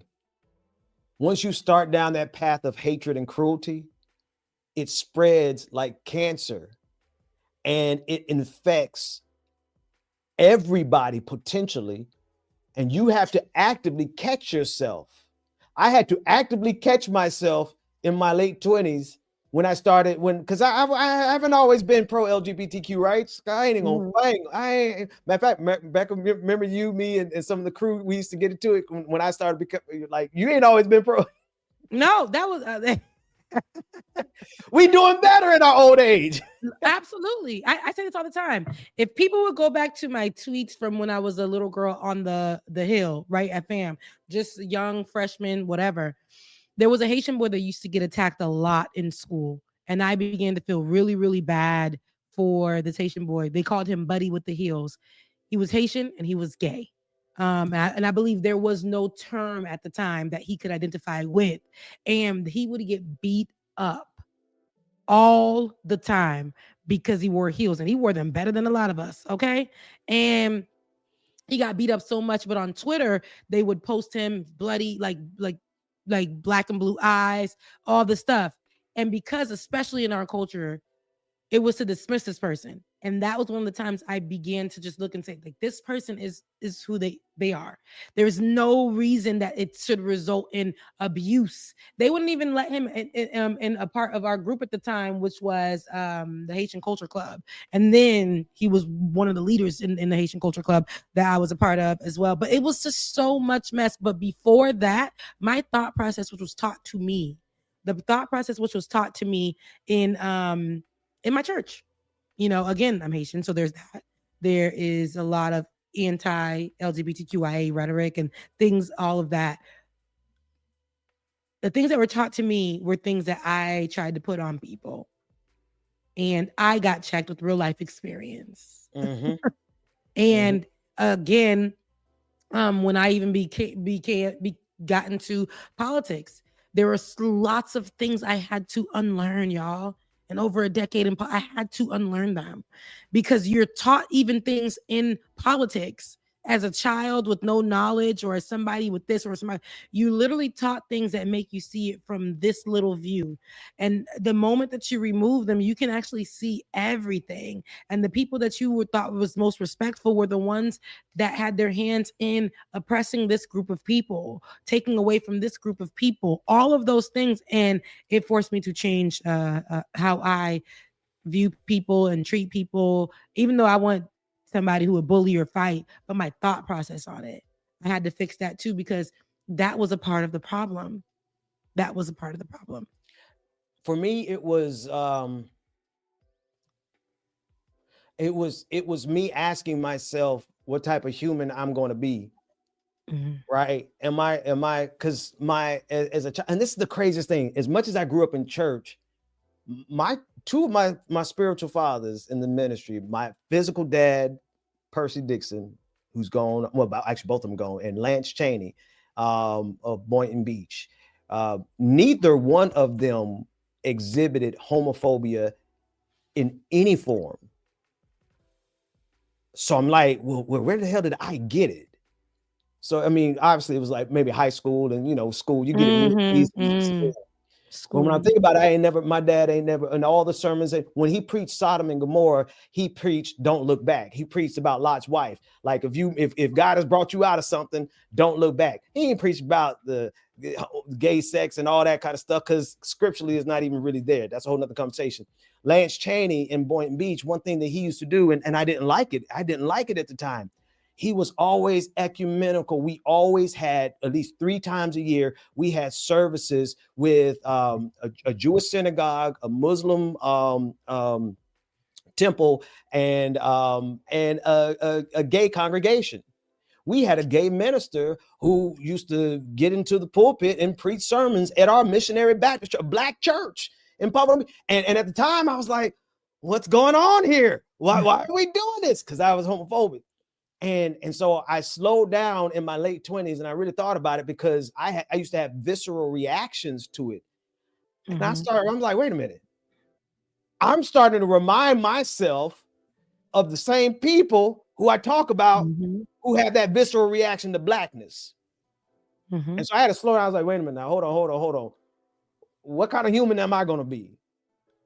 And it was that when I asked myself that question, I actually went through a process of actually sitting and listening. And I still to this day apologize to 2 friends who are gay, because I'm like, I called them, I said, hey, can we talk? And I feel like it's kind of like you get tired of having to explain white supremacy to people. I know they were so tired of having to explain their life to anybody. But here I was, I asked, and I sat down and had conversations with them, and we discussed it and answered questions, all that kind of stuff. And then I just kind of started realizing, wow, I have no logical reason to have this bigotry towards them. And in that way, I started to grow and move away from that. And then the more I moved away from that, the more I realized I literally had no justification. I had no biblical justification, because the way they wrote the story in the Bible is actually wrong. The way they present it, or the way they talk about it, the way they teach it and preach it, the true sin of Sodom and Gomorrah wasn't same-sex attraction, right? Ezekiel talks about what the true sin of Sodom and Gomorrah was, which was their I love the phrasing, the lack of hospitality is one of the things, right? The cruelty that was in Sodom and Gomorrah, and the idol daughters and sons of Sodom and Gomorrah, right? The true sin of Sodom and Gomorrah was the gang rape. That's what see, and what I mess up people all the time when I teach this, I'm like, let me ask you this question. Because if your opposition to same-sex marriage and attraction and all that kind of stuff is based in Sodom and Gomorrah, you got to tell me this. What is it? Would all of Sodom and Gomorrah, would that story have been okay if the men in the city were just wanted to rape a woman? Would it have been okay because they came after who they thought were men? Would everything have been okay because they would have been attracted to a woman and they wanted to mob rape a woman? Because that's what the story is about.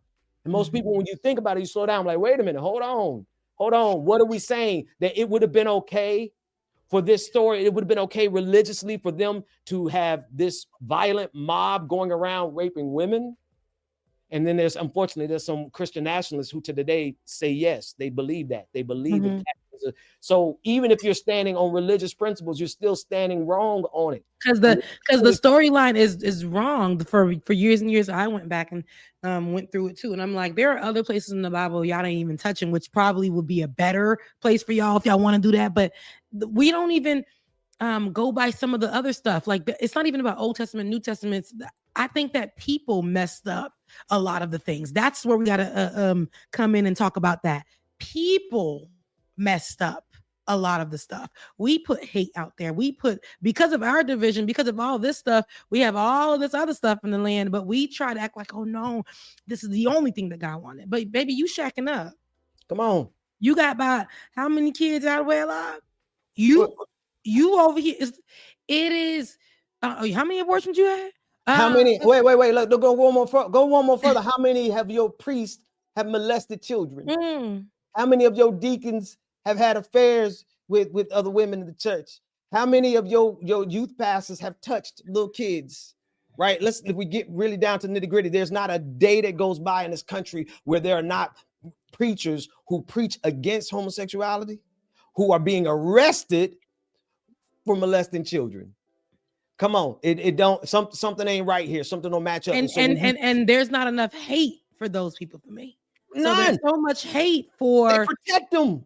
And I'm like, you don't have to agree. This is something that people don't like to hear. You don't have to agree with somebody's lifestyle. You don't have to be in their life. You don't have to mention them. You don't have to show up to their stuff. You don't have to do anything. Let that person live and let live and all the things. They got nothing to do with you. There was no reason for you to go and attack or do anything. This person who was working alongside you at your job got that job fair and square. This representative who was elected to represent just like you have been elected to represent should be given the same respect.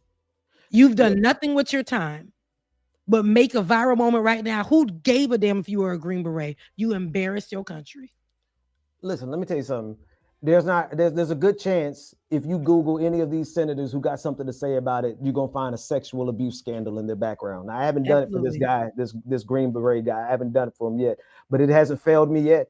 Every time I see somebody complaining about the LGBT community, I just Google their name with sex scandal, and something always comes up. Y'all cannot tell me that they have any moral standing to even be in this conversation. MAGA has no moral standing to accuse, to condemn, or to oppress any group, especially not the LGBTQIA community, especially when you consider how many people MAGA, from the president down, have sexually assaulted. The president down. The president down. Down the literally. list. And literally. This is why we're going, like, even Elon Musk, who's dealing with his own situation at home. You're so anti this. And news has come out that he was very particular about his IVF to make sure that his children allegedly would not be part of the LGBTQIA plus community or look a certain kind of way. He was very, involved in his IVF journey for those particular things, which are very strange. And then ends up with a daughter. Had a son, transitioned into a daughter. Here's your life. You have a daughter now, and has since, they have an estranged relationship. But those are the things, the people that y'all hate the most when it comes to your door. Will you continue to hate your own child? Will you continue to say that this person needs to be killed or that God doesn't love them? I am somebody who doesn't believe that. I believe that the love that God has is reserved for everybody on earth. If y'all can say it's reserved for the murderer who's doing God knows how much more time, why can't it be for this person who's a part of this LGBTQIA plus community? Or if it's reserved for just the white person, it's definitely for the black folks too. The love of God is not what they're trying to make it be, where it's just coming from white Jesus. I'm sorry. It's for everybody. And that's what makes them mad, that it's that love or the Jesus or whatever that they're trying to reserve just for them is actually not just for them. They mad about it. Anywho, we're at the end of the show. One thing I know, that while the right and Republicans and some of these leaders who are also a part of the Democratic group of people want to exclude you, here on Like It or Not, we won't exclude you. We'll call out your family members in there, but we're not going to exclude you. Everybody gets love over here. You'll get preached on, you'll get loved on, you will get dealt with all over here in one. But the love that we give and we make sure that we pour out on this show is for everybody. It's for everybody.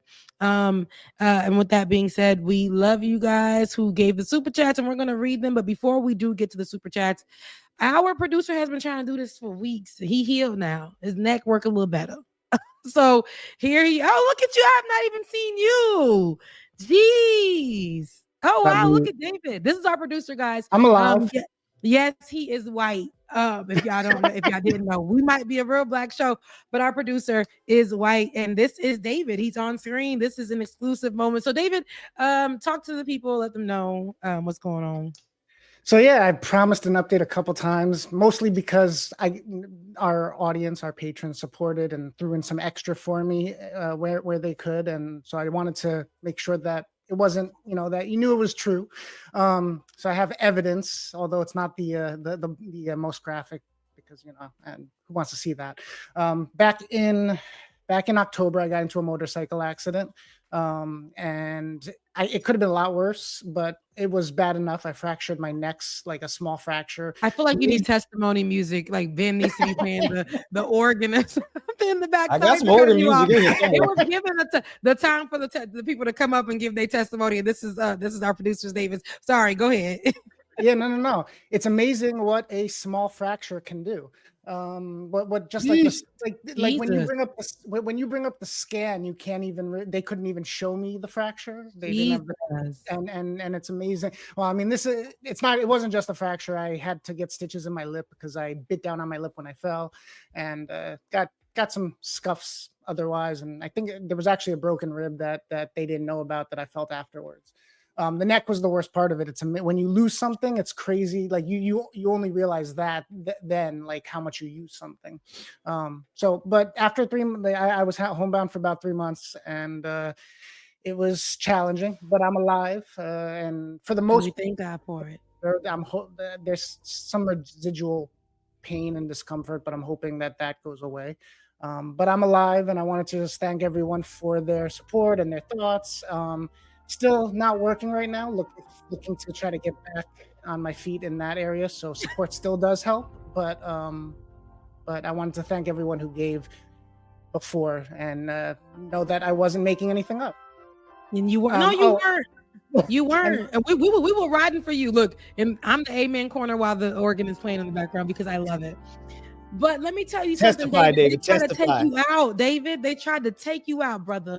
David, and the Lord said no. And you look at put up that picture again, because let's show them where you were and where you are today. And I just want the chat to say amen, because look at this. I didn't even know you were looking like that. I didn't even know you grew some hair. That was rough. And now we got you back moving your head. Then that's enough for us to say amen. And then I'm glad that the chat was able to help you, and we're so glad to have you back. And you were working with us through that time, and I just want the chat to keep it alive. I almost forgot, but I also wanted to give a small plug.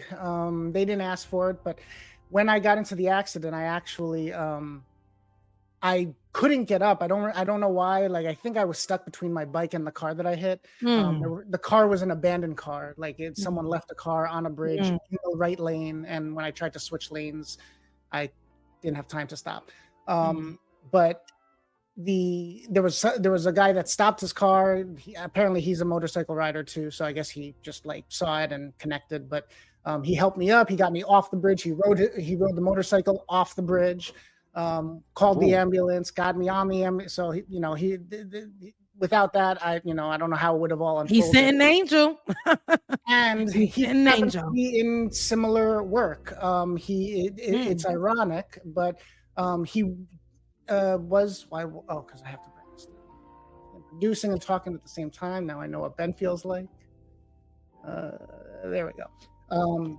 He actually started a footwear line called Agency Footwear and teamed up with Harry Belafonte's organization, basically making footwear designed for social justice and protests and messaging. So like the sneakers basically have like removable patches and different designs that kind of go in line with movement building.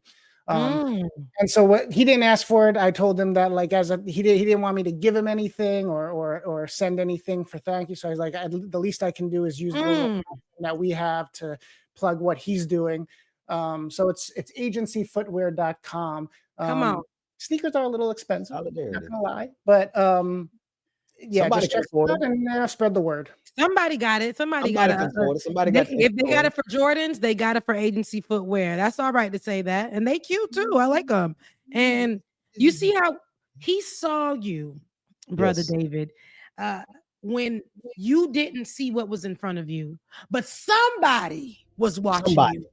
And when you thought that you were down and out and nobody was seeing you, this person came and was a motorcycle rider as well. So he knew what to do and jump into action. But on top of that, he was in the same work.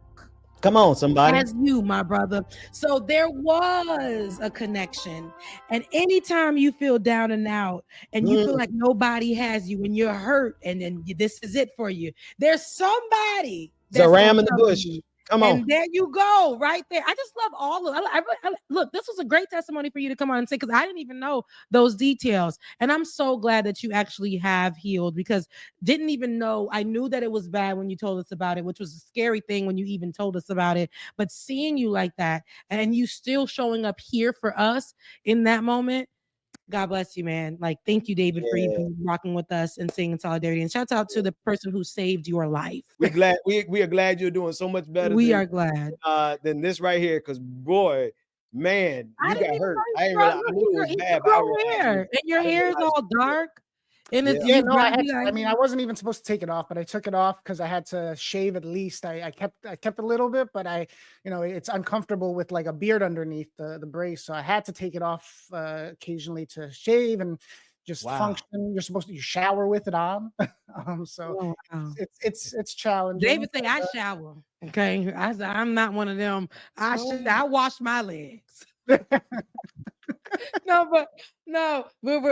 Rebecca, you didn't want me to even be producing, so you told me to take the 3 months. Yeah, I did. I said take the time off. I took a month until I forget. I think it was because Ben was MIA for a little bit, so I was like, not putting out business. So I was David's good for that, but we love you anyway, David. We love you anyway. No, Ben's building his church. He's busy on the side, so he's here when he can be, but he's here all the time now. He shows up every Saturday. Now he ain't missing there Saturday. He ain't missing there. But I did tell you to take the time off because I said, sir, this sounds very, very like bad. Yeah. And it's okay. We can struggle a little bit. We've done it before. So but we thank you. Like I didn't want to have to recuperate, but the truth was I needed it. So like when I told you about it, I was like, no, I'm good. I'm gonna come back. I might need a week. And you're like, no, and you were right, because I wasn't ready. I was not ready to come. Yeah. I was in bed for a good like 3 weeks. Wow. Wow. Yeah. Glad to see you doing better, brother. Glad to see you. Let's go ahead and get to these super chats. We love you. Mean it, David. And it's really good to see your face. I really, look at you, handsome. Light skin, because that's what you're giving. Average melanin count of our show just went down. It's crazy. As soon as David came on, numbers was going. I'm just kidding. I'm kidding. No, it was really good too. It was like back to work. It was real bright, David.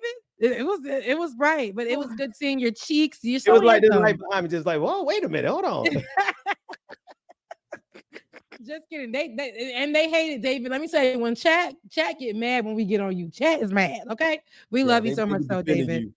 But let's do these super chats so we can get out of here. And before we do super chats, listen, y'all. I'm gonna be honest with y'all. Your girl has to meet rent. Got to meet rent. And so if you can.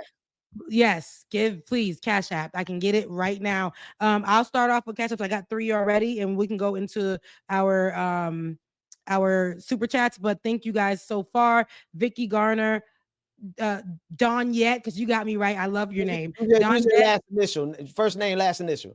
Yeah, okay, okay. Daniette S and Steven C. I appreciate you guys. Listen, your girl's trying to make rent. I ain't gonna hold you. Cash App, Becca's Voice. I can get it right now. I can get it today. Becca's Voice on Cash App. As you can see, things are getting crazy. The computer's starting to stop. Your girl needs to like really, I gotta be here. So if y'all can support me in that way, Becca's Voice on Cash App. I really appreciate you, but we're not gonna leave you just there. We did get some super chats, A and lot of them too. Come on, let's read them. yeah, let's go ahead and read them. Oh, hit that like button, folks, and tip your lovely hostess, Becca's Voice on Cash App. Thank you, Charlie. Charlie is over there moderating my chat, keeping it real cute and together, and does not play, because the way I be seeing people's comments disappear is crazy. Like, yeah, no joke. Omega Star, thank you. New video. I did put up a chat because they do this goal thing now. I don't know if you see it on your chat, Ben, where you can put a goal up on your chat, and mine was dropping a new video tomorrow. I'm dropping it tomorrow. So thank you, Omega. Nice. Victoria, I really appreciate it. Look, I don't know whose chat these are on, but I'm just gonna appreciate them because you're watching the show. Thank you, Victoria. Really, really appreciate it. All these are Sophie, yours so far. Every one of them have been on your channel so far. I appreciate that. Sophie, thank you so much for your super sticker. Or So Life. Why do I always want to say Sophie? You see, eyes be doing things. Charlie, again, this is more of that UK labor pivot crap, which appeals to their laziness. I forgot what we were talking about. And yes, whatever you said, I believe it. Forever Fancy. I love you guys. Mean it. Love you too. Mwah. Mean it. Tropical Ding Dong. Apologies from Hawaii for Tulsi Gabbard. Brian Schatz and Ed Case. One of the most progressive states has blue dogs for Congress. Yep. Yeah, no. I mean, I guess, you know, when you consider what the United States did to Hawaii, maybe this is just our comeuppance. We deserved it. But go ahead. Yeah, that's true. Ma Dukes, the poet, Ma Dukes. The picture is too adorable, first of all. But Jared Moskowitz is a traitor to the Democratic Party. Agreed. And he's going to be that until he comes out and apologizes. And every time our friends at Midas Touch promotes him, we're going to have to come after Midas Touch. Not that we want to, I'm super supportive of the fact that they're the biggest podcast in the country. But if you're going to support a traitor, we got an issue. Yeah. Absolutely. Every single time. It's always going to be a problem on site. Please do tell King Jill. Thank you so much. Please do tell the gyms to step up or get out the way. Schumer needs to go. Can't believe that head fake he did on CR. If folks would read these bills, they would be out in the streets already. Would they though? Because it's getting crazy now. I don't even know if they want to get out in the streets, you know. Candace Owens, Marxist body double, listening to the hogs scream at their congresspersons in a new ASMR meta. That's funny. Tropical Ding Dong, whoever you are, I think you're new in my chat. I'm just meeting you, but I really appreciate. I like your commentary in my chat. If y'all cover it, I will organize a group to go protest at Rep. Ed Case's congressional office for censoring Al Green. I got a plan. I just need backup in media to make sure it gets coverage. So if you do it, send the footage. We'll put that up. Look, I will share it through all of my networks, all my social medias. Just don't do nothing illegal. I was gonna say, and don't go there acting a plum donkey. Just go ahead and protest like you said it. Tropical Ding Dong. We will definitely support. And I love the picture that you got up too. Y'all cute little Abbies. Charlie, for a little good news, had my last day at MAGA infested work yesterday. Tomorrow, I leave to train for my new job where I work with other trans women like me. Thank you so much, Charlie, for sharing that. I love when people get out of there. Get out of there if you can. Those infested places. I understand what that's like as well, to be in a place where it's just and it's true, if your beliefs do not match where your work environment either, it will weigh on you something crazy. It will weigh on you something heavy. It really will. So I'm happy you got out of there. Thank you for your testimony. Charlie, once again, mission to the haters. And when they say, but tell them, prove it, and dismiss all their proof. That's what we live in right now. And I say we return the favor. Robert, the $22. The fee things I dislike few about things, media. maybe.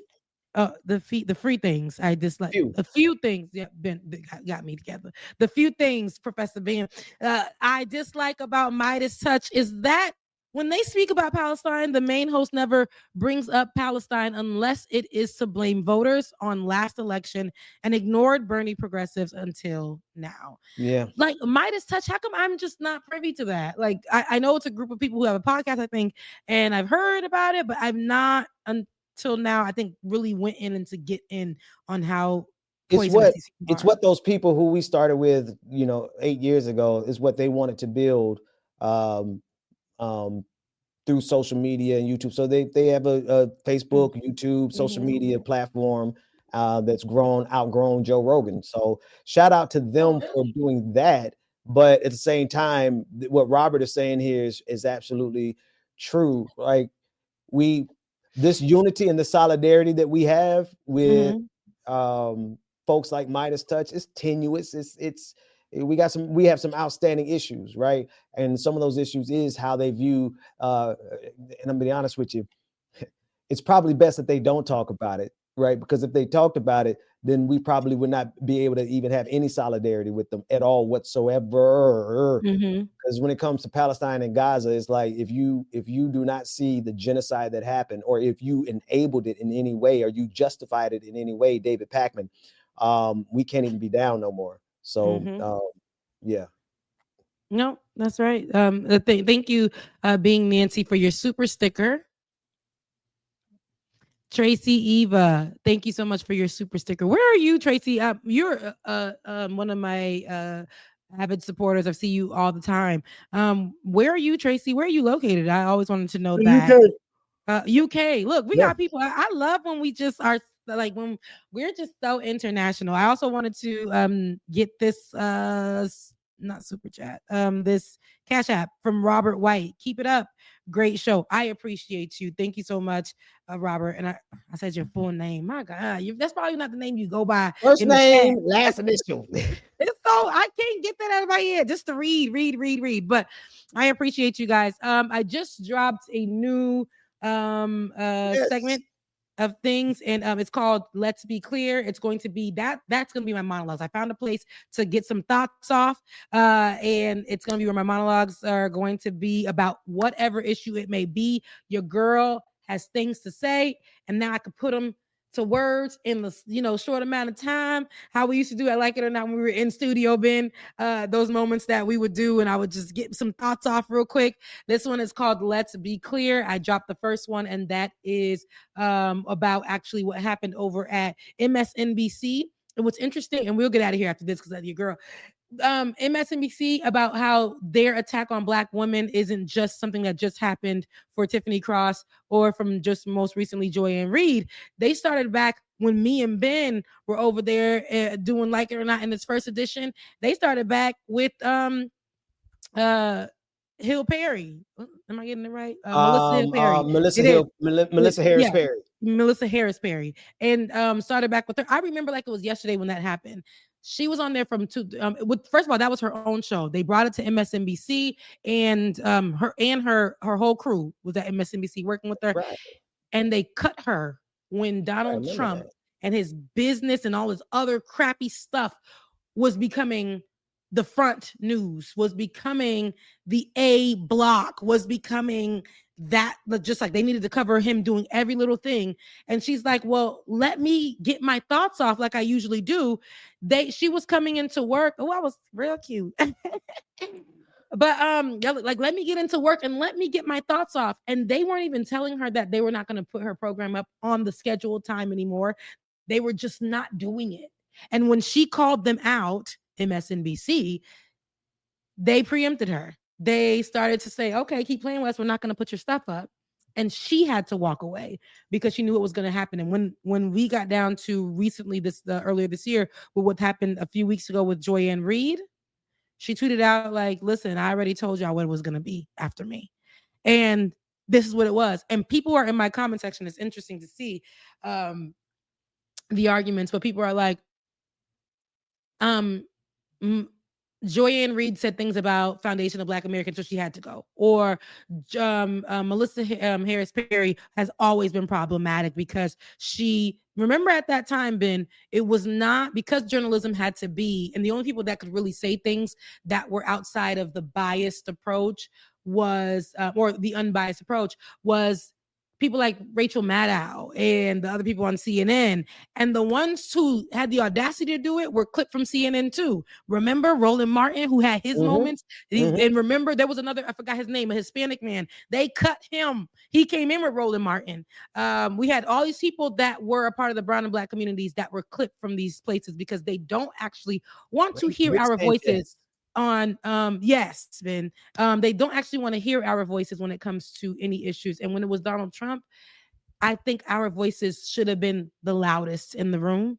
Honestly, when it comes to issues, because a lot of the things that he's putting out there are affecting our communities the most. But they didn't want us to have a say. And Melissa, they did not want her say. They wanted to preempt her, move her shows to the side, and put in Donald Trump content in place of that. And that's why she walked. So just to be clear, the same thing basically happened right now with Joy-Ann Reid after she came in 2020, right? That was the Black revolution, the Black evolution, the Blackness that was coming back. Black Lives Matter era 2.0 came out. And Black people were profitable. Our pain was profitable. Our voices were profitable. So they put Black people, particularly Black women, in seats. Joy-Ann Reid is a true journalist. She's a true journalist.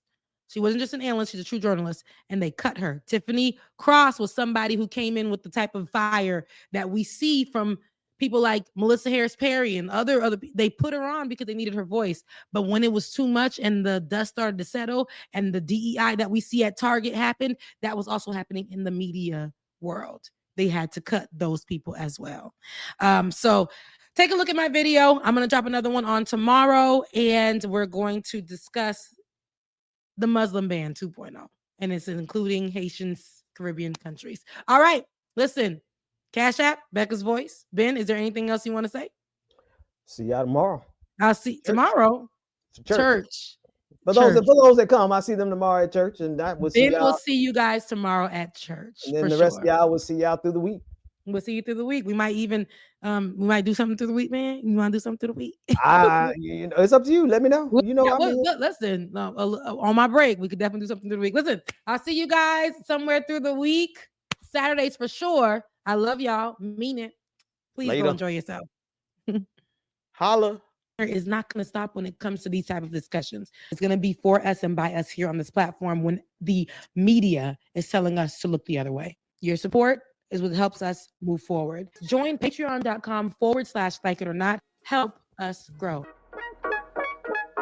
Like it or not, y'all. Y'all know what time it is. It's time for like it or not. With Rebecca Azor. Let's start this damn show. Yes, it's time for like it or not.